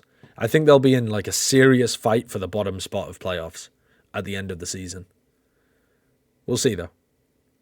Maybe Boostio and Zix can turn that roster into something excellent. Que pararse como un coloso, es Jake el que tiene que pararse como coloso porque todo el equipo de Furia está en ese lugar. Corran, corran, corran. ¿Dónde están mis amigos? Killjoy que se quede quietica. Killjoy que se quede quietica. WP que se quede quieto ahí, que no vaya a buscar. Mientras tanto el equipo, la caballería que tiene que ir a apoyar. Jake en este momento tiene que pararse como un coloso. I mean, Havoc played that situation like he was on Duelist, but I don't think he plays in general like he's on Duelist. I think Havoc's actually playing a very supportive role. It's the same situation, actually. When Havoc is playing to use his utility to support somebody, he looks really smart. When Havoc isn't playing to support somebody, when he's actually taking gunfights, he looks like he's making bad decisions a lot of the time. Same kind of trend. Otra vez la cortina tóxica, y no de tu tóxica, es la tóxica Viper. Conan comienza a rotar Furia al site de C y la Sheriff de Liazzi. Tengan mucho cuidado porque solamente él fue el único que no forzó los hachos rápidamente. So they've managed to find the right side to hit here again with only 40 seconds left. This is where Furia need to not overheat, though.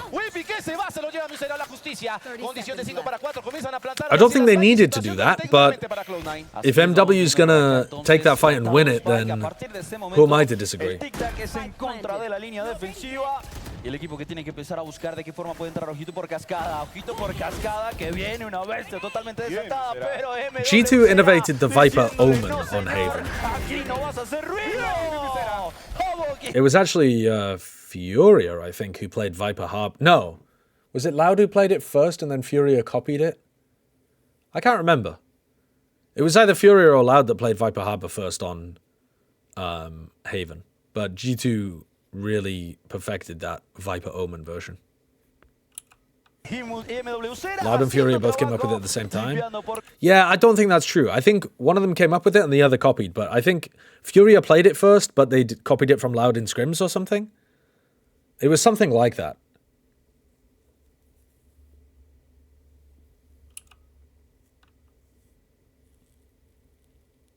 Hello, play. Dude, you motherfucker. You little motherfucker. Just play. Hit the play button. Completo su lugar desde que la spike esté plantada, ya nada puede pasar. Otra de notas de A, se fueron rápidamente a side de C, dominaron completamente este side y ahora les da la quinta ronda. Nos vamos para la ronda número 9. Vamos a ver, de igual manera tú sabes que ese es un mapa de ataque, ¿no? Es un mapa totalmente ofensivo, es momento de tratar de saquear algunas... So Cloud9 have found it a little difficult to hold on to the C site. They either need to be setting up for fast flank retakes, or they need to be putting the Killjoy and Viper on C.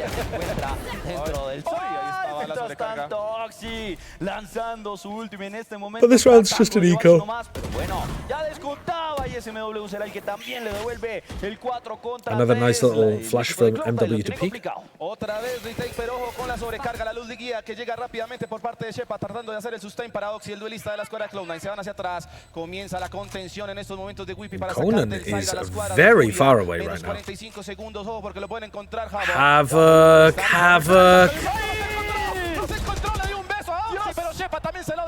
Another situation where Havoc's decision making looks very dodgy, but he goes 1 for 1 there. De 3 para 2 y Miusera con la doble al bolsillo puede cerrar la sexta ronda para la escuadra de Furia. Ahí estaba, comienza, ahí está. Good trade from Liazi at the end.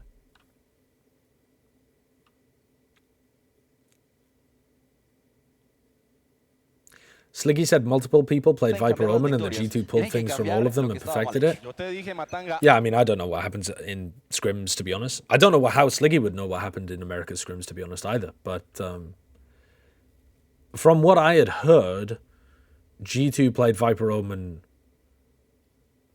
like really early on in scrims and matches. Porque Furia en estos instantes, en estas instancias también decisivas, juega una maravilla. Y nos vamos para la ronda de dobles dígitos, Matanga. But yeah, certainly if they didn't invent it, they pretty much perfected it. Todos los jugadores del equipo de Furia que quieren entrar al side de A, pero tenemos 3 también haciendo contención. 3 colosos para tratar de hacer de muro y evitar. Rojito, MWCera tiene el impacto, pero no le daba. No conectaba con absolutamente nadie y viene Oxy a castigar. Totalmente estuneado, le devolvían el favor. Alright, so now 2v2, what are you going for? Ult over to C.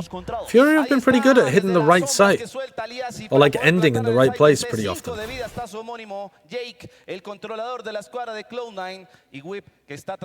now it's just Liazi and Havoc together. Que ya está entrando por el side. Por ahora se mantienen las condiciones 2 para 2. Liazi's just holding.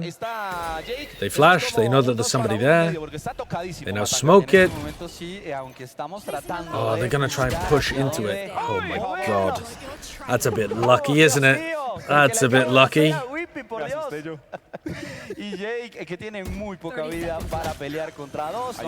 Okay. They chose the most aggressive way of being able to defend that, I think. Yeah, the double push into the smoke rather than trying to let Liazi defend the plant is a strange decision, but at least they were on board with the same thing. Sé que quieres ese mapa, pero no va a estar ese.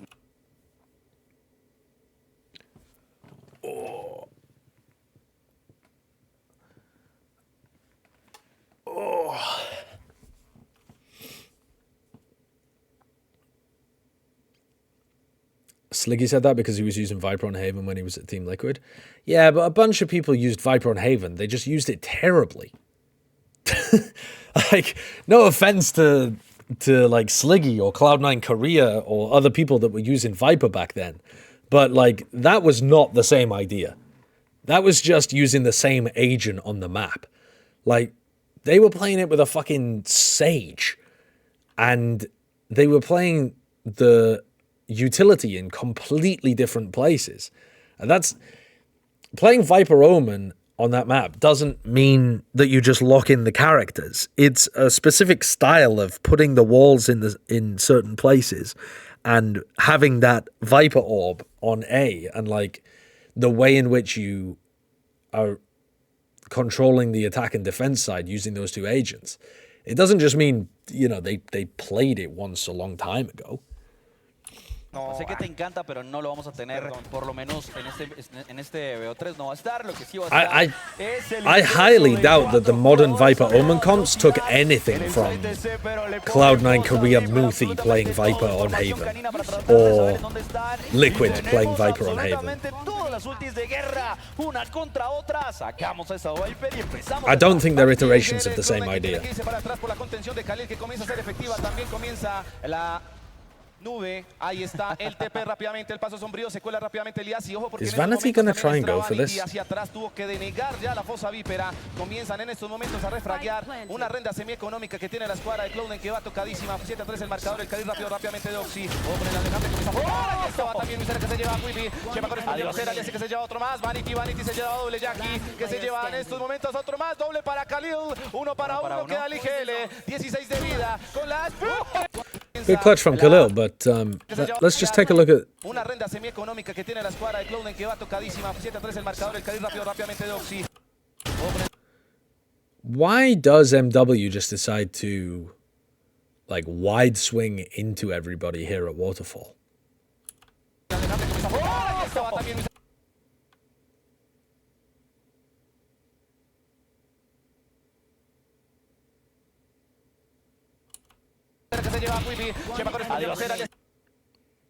Because he kind of drags everybody else with him, doesn't he? When MW goes for this... En estos momentos también está Vanity hacia atrás, tuvo que denegar ya la fosa vípera. Comienzan en estos momentos a refraguear una renda semieconómica que tiene la escuadra de Cloud9 que va tocadísima, 7-3 el marcador. I mean, they do double blind it, so it must have been their game plan. I think as soon as the wall goes up, they're like, yeah, let's fight Waterfall. They Havoc flashed it, then Liazi blinded it, and then they send it. But I guess it's really difficult to just play a standard post plant here when the neon wall just cuts you up. It's cut up a crossfire between him and Conan. It's very difficult for Liazi to trade him as well because he's on the other side of the wall. Pretty uncomfortable though. Is it not possible for them to just get a better plant down? Why aren't they planting for Mound and playing post plants there? Is it because they're worried about getting killed by the Viper? I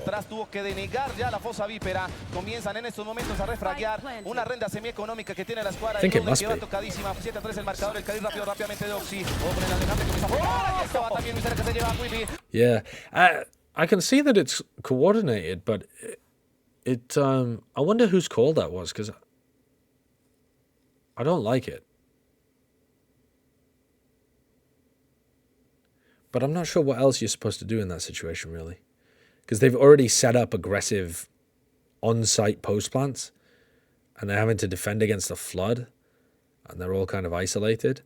I mean, you could save the flashes to try to flash through, like, you could bait MW and use the flashes to kill the people that kill MW. Anyway, Khalil wins the round. Inmediatamente respondía y obviamente Khalil, nuestra Killjoy en este momento plantando, atacando. Can anyone answer? Did he watch NRG or not yet, please? No. No, I'm not. I am planning to do some NRG VODs, but it's old NRG, right? But I'm going to do that after this game. So I am actually going to VOD review NRG after this. Llega la Operator de Musera. Nos vamos para la 12ª ronda de cambio. Ya está el Operator concretando a Whippy. Se quedan 5-4 en el marcador en estos momentos de jugadores. El Boombot para ajusticiar rápidamente la zona de larga de C. El Boombot y hacia atrás en estos momentos tenemos a Conan. But it is old NRG. Vamos viendo entonces ya la caída de Whippy. Whippy que ya no puede continuar, que como el papá de Simba habla desde los... It is kind of crazy having MW play Raze on this map because he just gets so many kills that he's got his ult online really often. I think this is his third ult of the half. únicamente está en la parte Although de this atrás. was old version of Lotus with 3 alt Tratando de orbs parar un too. poco más atrás, pero empieza la velocidad. MW será que tiene armamento en el hombro y lo va a querer utilizar. I mean, you definitely send it on Zephyr there. Yeah. Se lleva inmediatamente a Alright, so what does the post bank look like?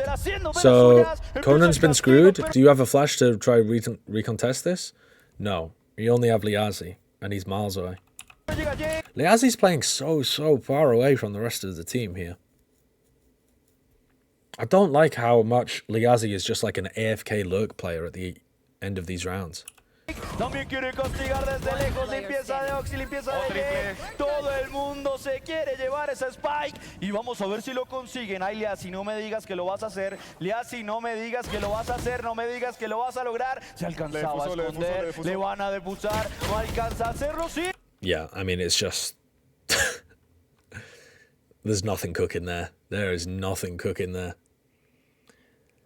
What is Ethan's IGL style going to be? You know, I'm not sure. That's a really good question.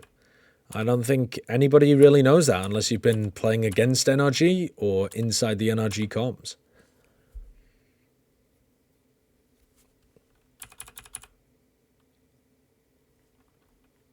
El equipo brasileño, Breeze, que ya sabemos que lo tuvieron como la victoria de este equipo. Vamos a ver si logran sacar este mapa. Oh yeah, FURIA using the old loud Viper Por ahora wall. vemos a un equipo que ya empezó a avanzar. Watch y es las envious at this nubes que point. empiezan a entrar, a opacar These VODs la aren't visión. that No old. quieren que nadie, absolutamente nada, pueda frenarlos. Ojito. Actually, some of the Tenemos NRG a ones tenemos are. a Viper, tenemos a lo que viene siendo Conan y a Khalil para tratar de hacer el freno un poco. Who was the team with the God Pit spike for post ban? Por el side de B pueden haber Was it sorpresas. Lev? I can't Ojo que remember. por el side de B también puede haber castigo. Ya retroceden. Van a abrir la puerta. Se van a querer unir con sus aliados. Ya empezamos con la información canina. Alguien que me diga dónde está la línea defensiva. Oxy. Oxy adelanta. Le frenaban con la mordedura. Se iba por una kill, pero dijo no me echo para atrás porque algo pasaba. Mientras tanto, Whip estaba Unlucky for Havoc. llevándose a cabo y esto empieza la maratón. Liazi tried to counter the aggression, but Oxy's a bit too quick. Corresponde a Conan, condición de 4 para 1. Ahí estaba 1-1. Miusera que cae. What's your first VCT cast? NRG FURIA. Let's watch your first TF2 cast. That's not a good game. That is not a good cast, Fansili. Pero me encanta que Cloud9 también. It's from like May 2014. Buscar en cualquier momento el DT. Cloud9 a favor de la escuadra de Furia.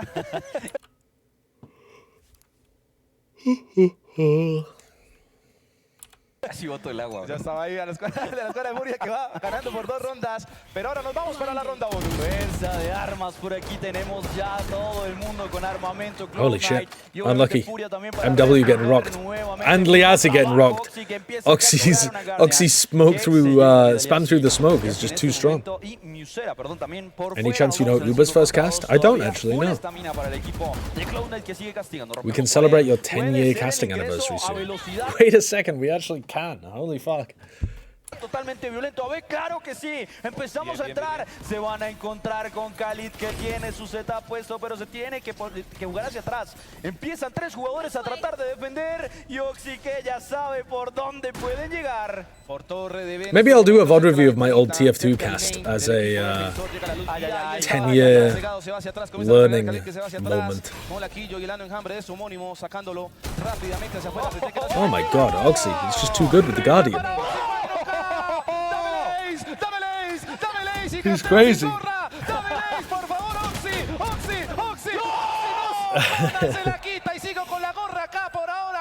Which one would be more shocking? 100 Thieves making it out of groups, or only one team from that group makes it to playoffs?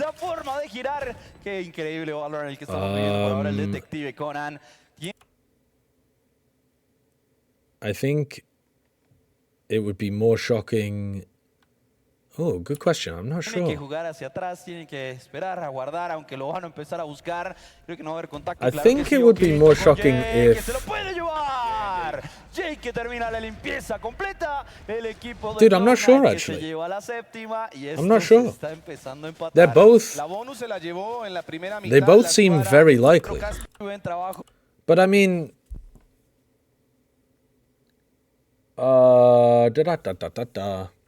I think 100 Thieves making it out of the group is more unlikely.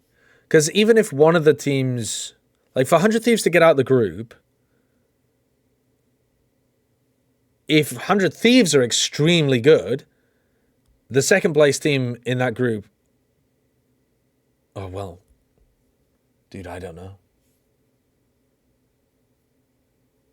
Well, actually, if 100 Thieves makes it out of the group, then maybe both could come true as well. I don't know. I don't know. It's a bizarre question. It's tangled my brain. En el momento poner principio económica solamente fuerzan Stingers y alguna I think both are fairly unlikely. muy tocada la economía de la G2 can beat Leviatano Sentinels, or C9 beat Leviatano Sentinels. Lotus en el Superdome Latam. Yeah, I suppose. También queda cegado Conan, que se va hacia atrás de la escuadra de Furia, el brasilero que comienza a hacer el jump pick, sacando información, pero no encuentra. Ya lo escucharon ahí en el charco. Ojo con Oxy, que está encendido. Ya tiene rápidamente la sobrecarga, esa ultimate, que le puede ayudar muchísimo. Writing off loud, Omega Law. 100 Thieves is making it out. People are not ready for the 11 loud flop. I'm from the future. Don't think you are. Alright, let's skip this one. I reckon it would be quite shocking if 100 Thieves win any of their matches. I agree. I don't think it's impossible by any means, but I do think it would be quite the upset if 100 Thieves were able to win, yeah, any of the matches that they have in that group. Yeah, old Lotus does look weird. I think they improved this map a lot. I originally was not huge on the extra 50-50 angles, but they've just made C so much better for defenders as well, with that elongated box in the back anchor position. Cloud9 también les da la oportunidad de seguir comprando lo que quieran y Jake, que And ya it's tiene lista de still cera, fine todos to lo ven. attack. Nos vamos ahora sí, llega en estos momentos el smoke, se va hacia atrás, Vanity que ya con la operator. Of course, Vanity with the attack side operator is popping off. Why would he not? Ojo, y estunea rápidamente, le hace que se lleva sí. El smoke se va hacia atrás, Vanity que ya con la operator se lleva rápidamente a Conan, la paranoia lista, comienza a soltar, sí señores. La Very classic C-mount trap play from Furia. Sí, otra para Musera, se lleva Jake, condición de 4 para 3 por ahora, la ventaja la tiene la escuadra de Furia y comienzan a correr. Buen trabajo. I like that play as well from Furia because so many of their defensive aggressive plays are just MW swinging on utility. Whereas that is like all three of them popping out together, as it would be for any other team.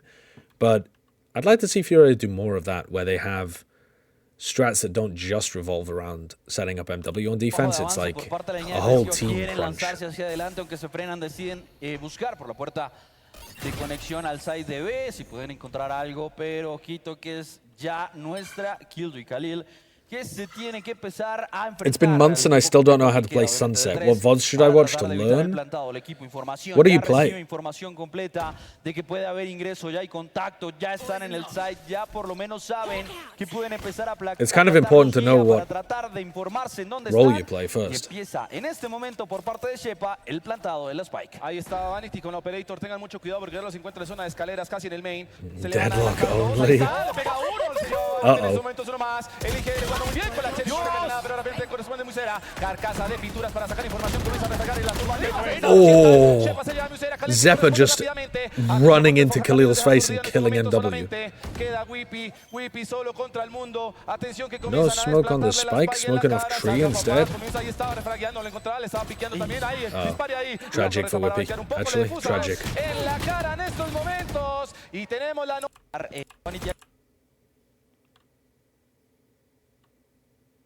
Controller, Omen or any initiator to fill.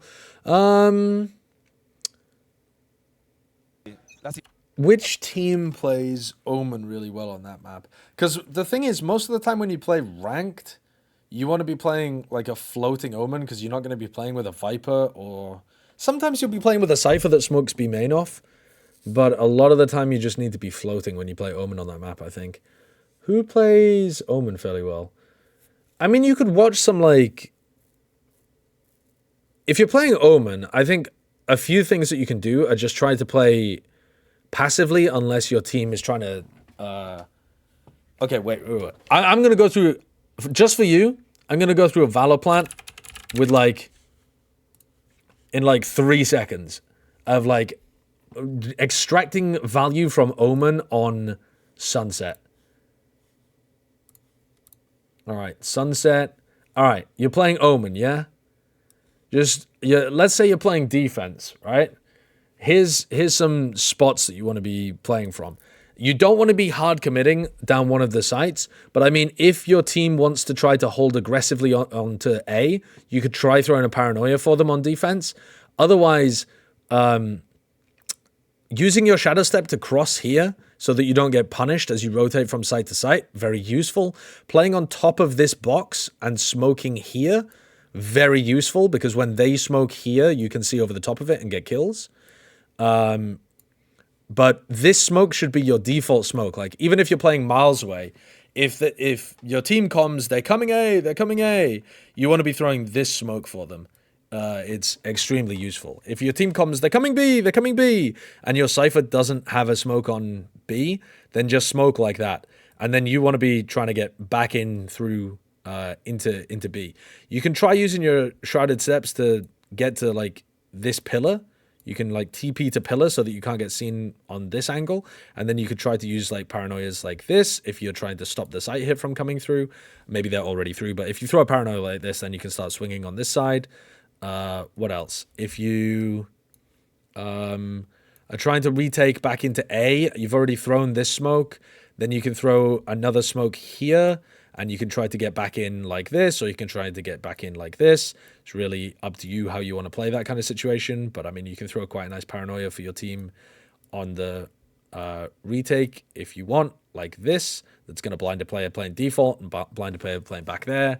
Alternatively, if the entirety of your team is retaking from CT, it's super reasonable to smoke like this instead and stand inside the opponent's smoke, which is going to be there, and throw out a paranoia that gets like this side or this side, you know, those kind of things. Omen's pretty good as long as you don't troll by trying to play it too aggressively. Like, the main thing that I see Omen's fucking up is that it's so tempting to play a spot like this, but then you can't smoke B because you're too far away. But, I mean, if you're playing with a Cypher, like if the Cypher is playing over here and they have cages for B, you can play a spot like this. And the idea being that you try to get a pick on somebody that's playing here, and then you teleport away or hide in this corner, and then you can paranoia like back into them, or you can smoke here and play behind it, and smoke here and really try and hold on to A like that. There's plenty of stuff that you can do. You can even, if you want, try to teleport on top of this box on market.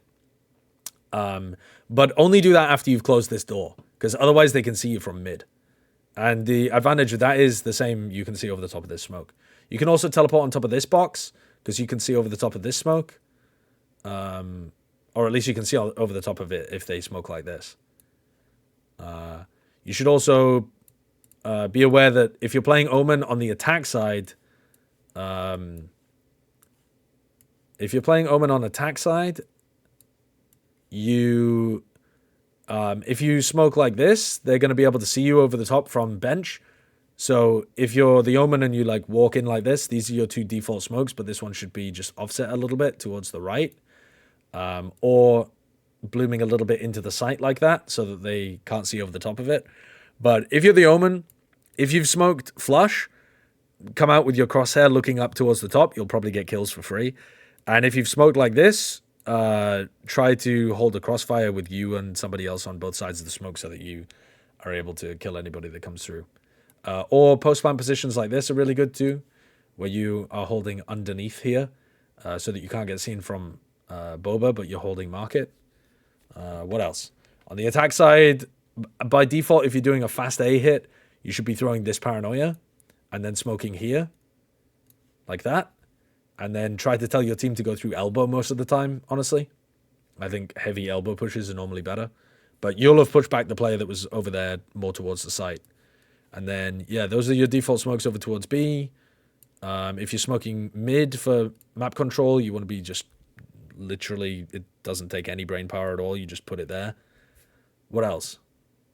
I mean, honestly, this like it's a fairly simple map as long as you don't troll by playing too aggressively. But the TPs are good. Like, remember, playing on top of here, really good. Playing on top of here, really good. But these are like super passive positions. Look how passive the Omen ends up playing. If you play too aggro, you're gonna end up fucking your team up. So just the most aggressive you should be, in my opinion, if you're playing ranked, is just putting this down if your opponents want, if your teammates want to try and set up a crossfire here or something. They want to fight A early on. Someone takes contact, you flash off it. Maybe the neon runs onto it, or maybe, you know, you've got somebody that's pushing down elbow at the start of the round, and you paranoia just as they get onto this angle, something like that. There you go. There's my like couple-minute explanation of how to play Omen on that map. It's pretty easy. How about Cypher Viper instead of the Omen? Without any other smoker? That's called trolling. Lastimosamente Musera perdió su tumba divas, lo estompea directamente contra la pared Shepa, pero igualmente así pueden ganar la novena ronda. Cegado rápidamente con la luz guías, entramos a la ronda número 18. You can play Cypher Viper and Omen on the map, or Cypher Viper Harbor. But don't play Solo Viper in my games, thank you. Electrochoques, Oxy que se va hacia atrás, sacarán el enlace, sacar información. Sí, señores, lo sacaron por completo y por ahora otra. The thing is, remember that it's ranked, right? So you're never going to know like exactly what your teammates are doing, so don't try to set up anything too elaborate. Just play to maximize your own efficiency. You know, just... Oh, the other thing that I didn't mention is you can sometimes hold market. You can sometimes be the market player, and basically your job is to... The only other... Yeah, that's the other thing that I didn't really tell you guys, is that if you want to play market, you can hold market like this, and if you hear them coming towards the door, you can paranoia like this, and then you swing, and you try to get some kills on people who are there. But often it's a bit better if you can smoke like this as well. A smoke like this is also really good because it threatens that you could be pushing out of it into mid if you break this door. But anyway, sometimes you don't need to even go for the smoke. Like if you know that they're heavy setup market, if they've blinded, flashed, reconned, or not reconned, but like thrown a haunt or something, you can counter a lot of it just by throwing this one paranoia. But you shouldn't always play market. But sometimes you can play market, and then like I said, if this door is closed and they've come all through B main, you can try teleporting on top of here and getting some kills over the top of the smoke. But yeah, they'll be looking for it sometimes. I don't know. It's pretty fun to play. Just don't get baited into playing it like a duelist. No, se empezaba, trataba de moverse, pero creo que sí, no tenía contacto. Without busted ciphers, do you think double control is pointless on Sunset? In the current meta, yeah, I think most people are going to be playing double initiator. But I don't think double control is awful. Some teams might try it. Y no se podía transportar, no se podía teletransportar porque hay un jugador pendiente y ya por lo menos brinda la información. Ojito, el tic-tac en contra del equipo de Furia. Tienen que tratar de entrar, la doble granada preparada. Ojito con Oxy, que nadie sabe dónde está. El pick de Oxy. Totalmente cegado, lo limpiaban. Yeah, look, MW is he's so desperate to go forwards all time. That's such a great situation there to just take a moment's pause for Conan to sync up with you and try to sync up as well with Havoc, who's around there trying to put pressure from the opposite direction. But he's such a wrecking ball. He just likes to run at people. Big kills from Conan.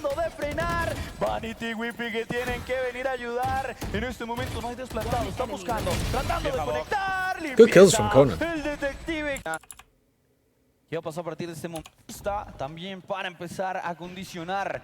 En cualquier momento vamos a ver cómo puede castigar. How good do you think Astra Sunset is? Todo el equipo de Cloud Knight decide hacer una rotación rápida y creo que van a tratar de ingresar a velocidad. How good do I think Astra Sunset is? I think it's a bit difficult to find a natural place to play. Because a lot of the spots that you're going to want to hold, you don't really want to be like jumping in and out of your astral form all the time. There aren't really any like hard anchor spots on the map over towards A. And on B, mostly that's going to be the domain of the Cypher. You could play an Astra hard anchor B, but then what's the Cypher up to? Holding A and your team's fighting aggro mid? I don't know. I haven't really seen many people doing that, but I think Omen is just a little better on the map.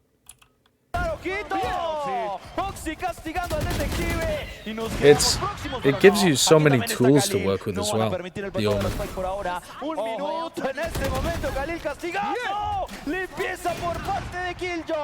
You need paranoia.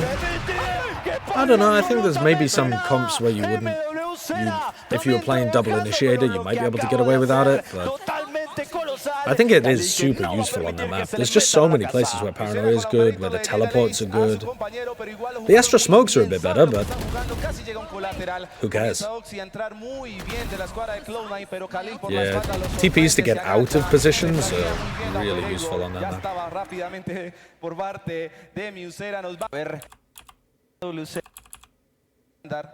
Vanity que quiere irse por el site de A para poder sacar información. Y ahora sí, you don't like Neon on the map? Yeah, it's ¿Qué va a pasar por ahora? La línea defensiva que adelanta. I think it is good, but it's difficult to play really well. It tends to leave quite a lot of gaps around the map, I think. You have to play quite quickly. Vamos a hacer castigo por allá y se encuentran obviamente con Khalil. Ojito con Khalil, ojito con Khalil. Está afuera, pero obviamente sabemos de qué es capaz. En cualquier momento empiezan a entrar. Ojito que el equipo mientras... Wow, they just sprayed down 2 people by spamming the angle as they were killing the lockdown. Alright, so now you're set up for a retake. It's a 5v3. Show me what it looks like. Presumably Havoc is going to be using his flash, yeah. And this is one of the unusual times in which MW is not the tip of the spear. This is actually Liazi following up off Havoc's flashes over here towards CT, while MW slowly takes Waterfall. Havoc just spamming into a smoke.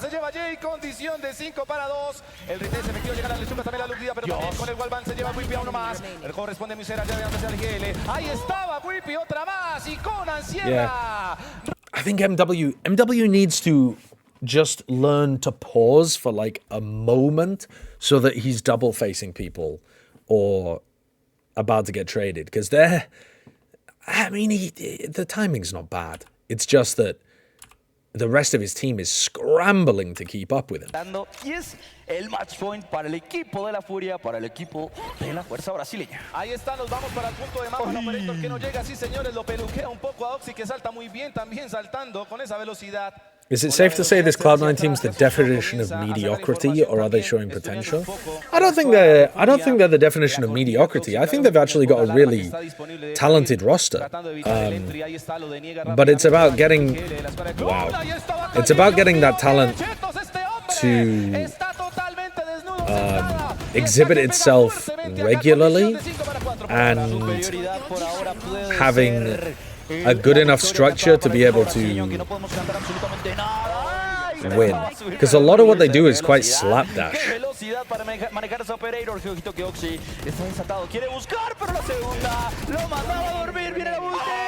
I mean, that round, for example, is a perfect showcase of the Cloud9 slapdash chaos style, where they have a lot of improvisers on the team. I think Vanity's calling style is very improv, and I think that he's got a lot of players that thrive in chaotic situations. I think Oxy, Zeppa, and Jake are all very improvisational players as well, but it's hard to have great teamwork and great calls when everything is just so flying by the seat of your pants.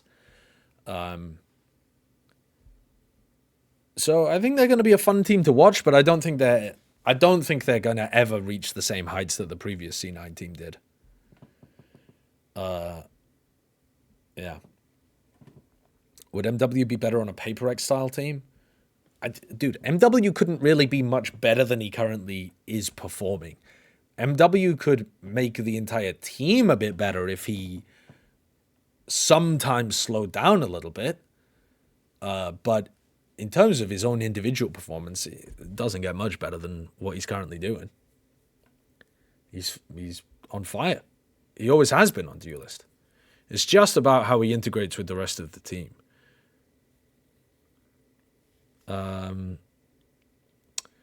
Okay, so what was the next map? The next map was Breeze, and they got absolutely shit on, didn't they? This game is very quick. Oh, I'm just going to take a break and grab a drink and go for a piss.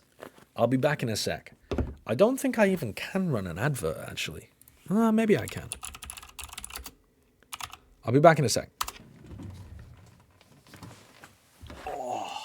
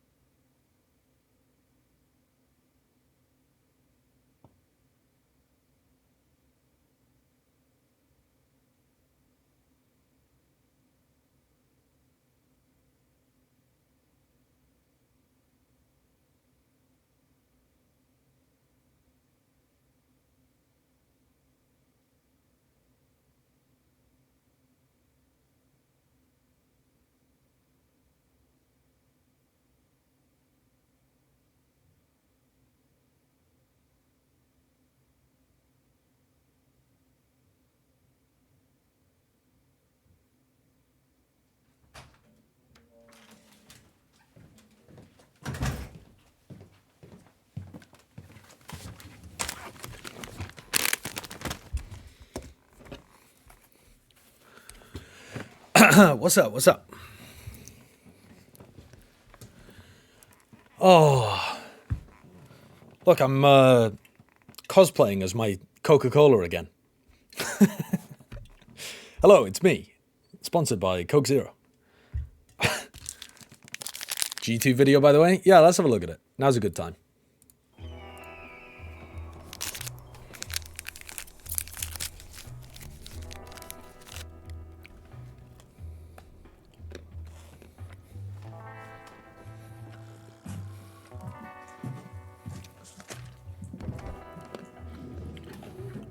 This has been pretty well done so far. What? Why is there a fucking clown?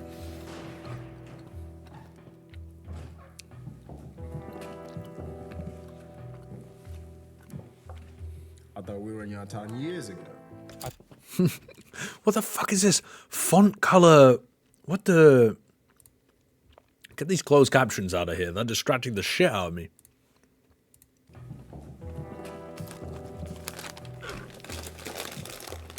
I thought we were in your town years ago. I thought there was supposed to be 99 more of you. Y'all are an embarrassment to this league. Bro, you are a literal clown. Pessoal, qual a necessidade disso? A gente tá na mesma liga. Não é pra um ficar brigando contra o outro, era pra gente tá brigando junto.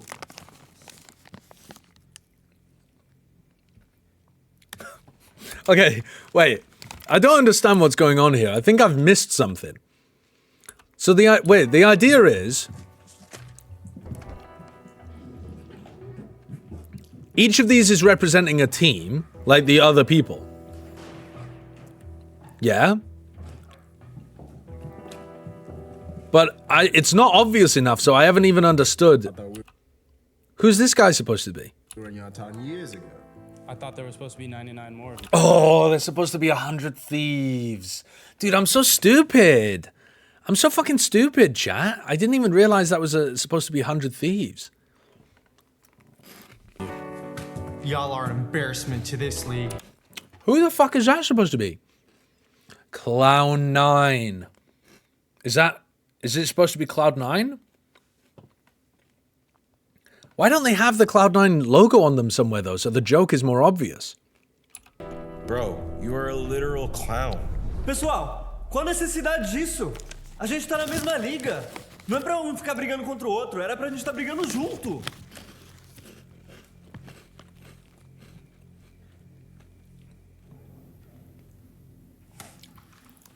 We ain't going nowhere. Oh, he's packing. All right. If you're in, then play the hand. Play the hand? Dude, there wasn't even a deal. You didn't even look at the cards. You've overcome worse odds. Can you even afford to call? Dude, they could have just dealt you fucking 7 deuce off.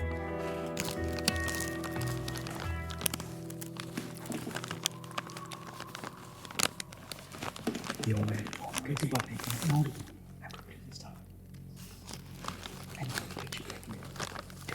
Worth it. Promise.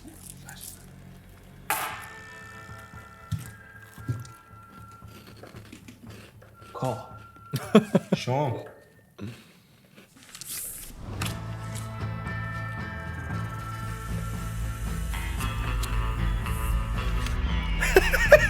Fuck this. Fuck Sentinels! Wait, I still don't understand who everybody is. Dude, I feel so stupid watching this. Like, I actually feel so dumb. I'm missing so many of the visual jokes because I just don't understand who people are. Fuck this. Fuck Sentinels! That line's delivered so well, by the way. Okay, so this is loud. So, wait, one of these is supposed to be MIBR and one of these is supposed to be Furia? Is that what this is? And that's crew? Dude, I'm slow. For the both of us.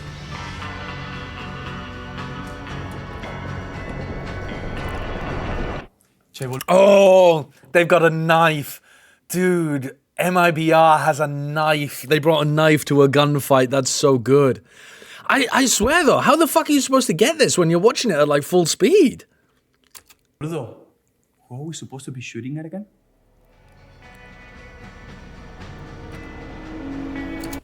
Who the fuck is that supposed to be on the left? Oh, that's Leviathan. Che, boludo. Who are we supposed to be shooting at again?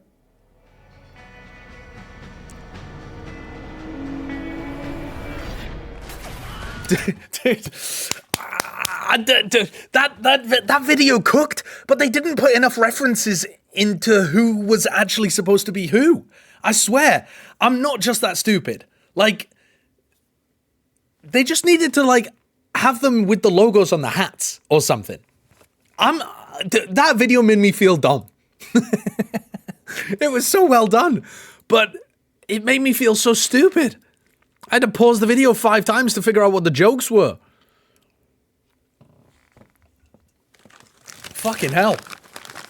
You just need more. You just need like one simple visual cue to the team's reference. Because the Sentinels one, they're just wearing the Sentinels logo. And so I'm like assuming that that's going to be the same for the other teams, and then it just wasn't.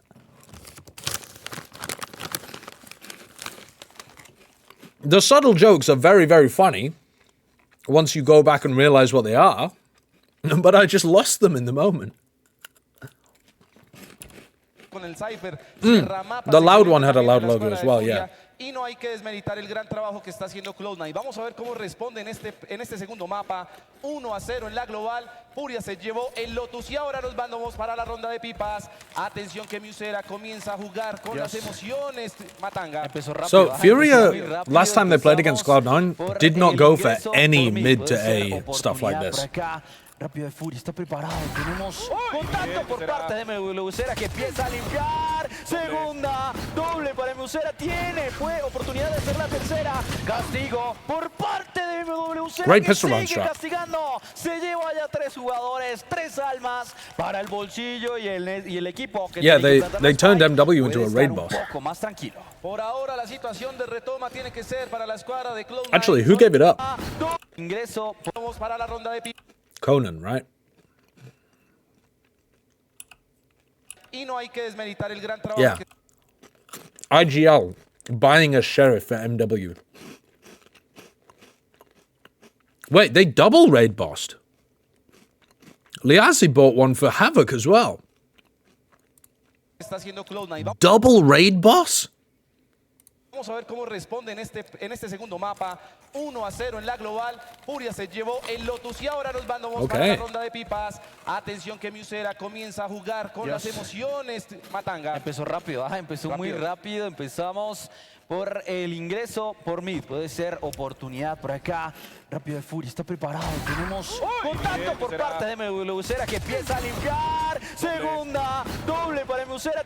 Fue oportunidad de hacer la tercera. Castigo por parte de Musera que sigue castigando. Se lleva ya 3 jugadores. I think that's a great pistol round strat based on their previous game as well. Y el equipo que tiene que plantar la spike puede estar un poco más tranquilo. Por ahora la situación de retoma tiene que ser para la escuadra de Cloud9. Solo queda mente Whippy y Jake. La flecha reveladora de Conan sacando información. También cerca ese container amarillo, pero ya puede llevar.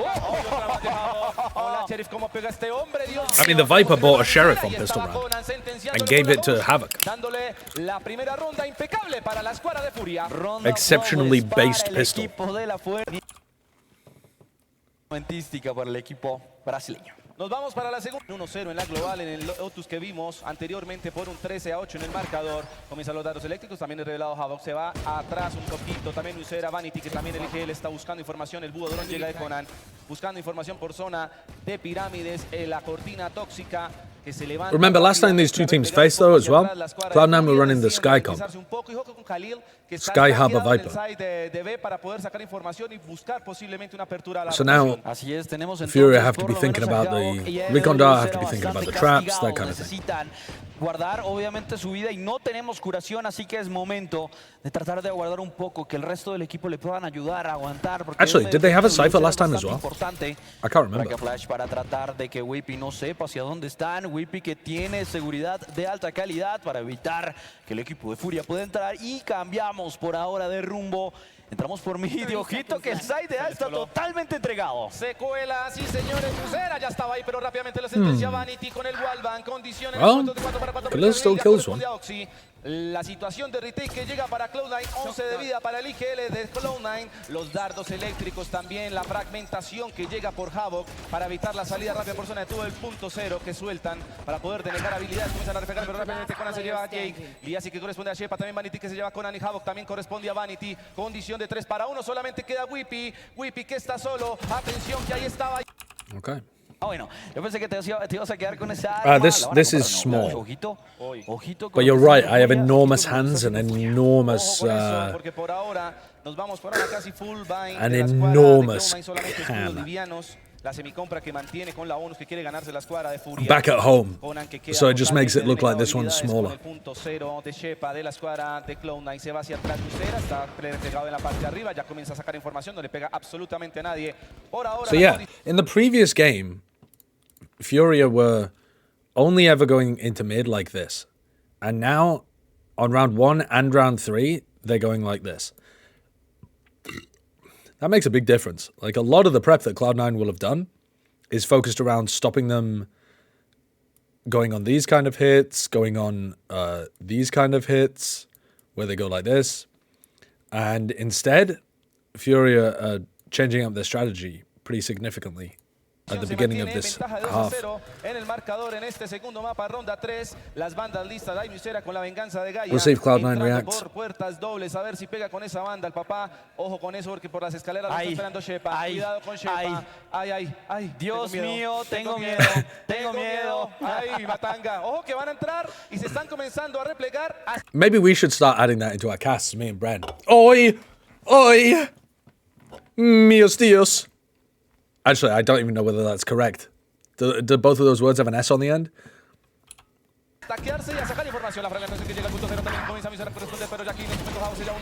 Good coordination, though, on those peaks. Oh, it's Dios mío? Oh, there we go. You said it backwards, but close enough. I'm so uncultured. I'll tell you what, I was really impressed, and so was Beth, that I managed to pull from my moldy, rotten brain my knowledge of French enough that we barely spoke English to anybody while I was in Paris. I managed to finesse every encounter with a French person in French, and Lord knows how I did that, because it's been like 10 years since I spoke any French. More than that, 15 years nearly. But I bossed it. En este momento plantamos la spike, la línea defensiva es la que se tiene que empezar. It was all in my head, hiding. Que tienen que buscar la forma, obviamente, de entrar, aunque los veo. I'm sure my grammar was terrible, but I was understandable. Did you get scolded? No. Que no le va a alcanzar la superioridad de la banda. Se llevó a Khalil, un jugador que venía a buscar, pero ojito que también el resto de los jugadores del equipo de Furia quieren venir a buscar sangre. I was just speaking very broken French, but enough to get by. Cablecito que puede evitar la entrada de Oxy. MW será limpiando también por el otro lado. Oxy with the fucking ace losing the round.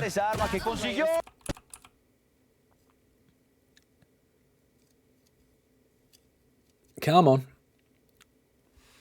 Didn't study Japanese for like a year and still held conversation. Yeah.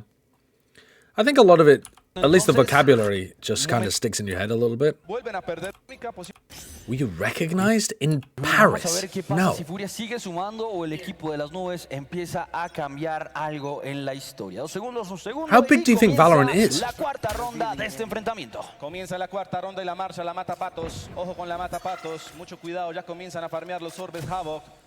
Havoc's 2 away from getting his ult online. Rápidamente de Conan para poder ver si hay alguien en piedras. La cortina tóxica de Liasi, pero también la mordedura de la víbora de Jake, que está hacia atrás. Mucho cuidado. Ojo con Havoc.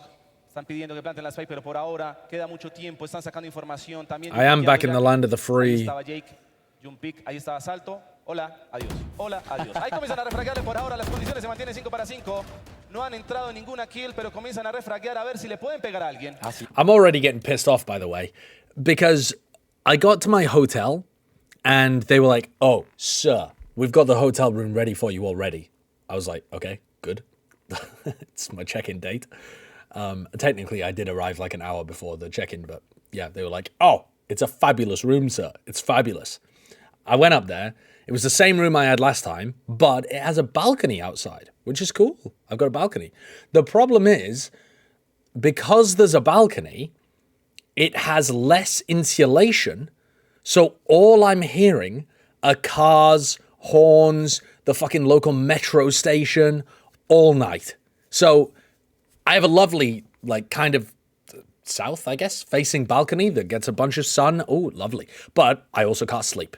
So I'm like, okay, well, that's just nice. I sleep fine anyway. I'll be able to get around that. I went into the shower, and I would have got cleaner by trying to get sprayed on by a wet fart. It was a fucking trickle. It was like someone coughing on me. There was no water coming out of the shower at all. I'm like, oh, for fuck's sake.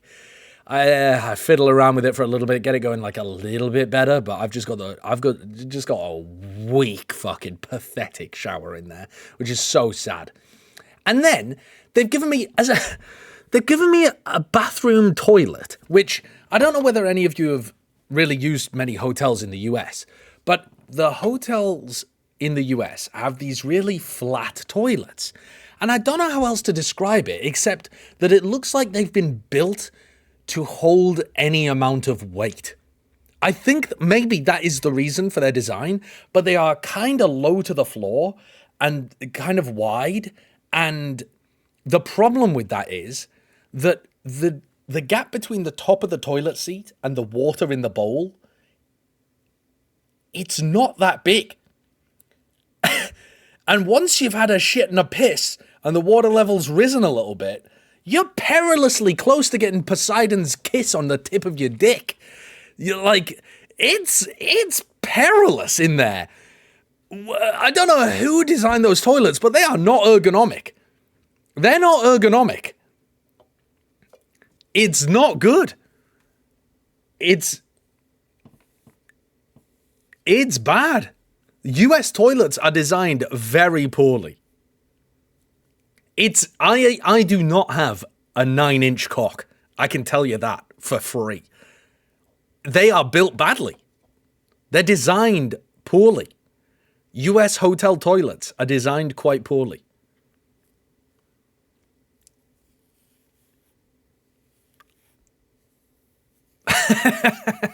No. It's so far I've had, I mean, I'm staying here for 2 weeks. By the end of it, I'm going to have some kind of UTI. I'm going to be horrendously unclean because the shower is barely spitting any water out. And I'm going to be sleep deprived. It's going to be horrendous. So enjoy the streams while you can, because I'm going to be a broken man by the end of these 2 weeks. Surely you can get a different room? Oh yeah, the Ethernet cable doesn't work either. Dude, I can't be arsed getting a different room, man. That's so much effort. It's so much effort. Like, I don't want to inconvenience them like that. If I get a different room, someone's still going to get that room. I'm not going to do it. I don't want to complain. Vamos viendo entonces. I'll just deal with it. Spike no se ha dado. Tenemos el tiempo, 57 segundos, tomando decisiones, lo que viene siendo... The shower isn't broken. It's just flaccid. It's just like...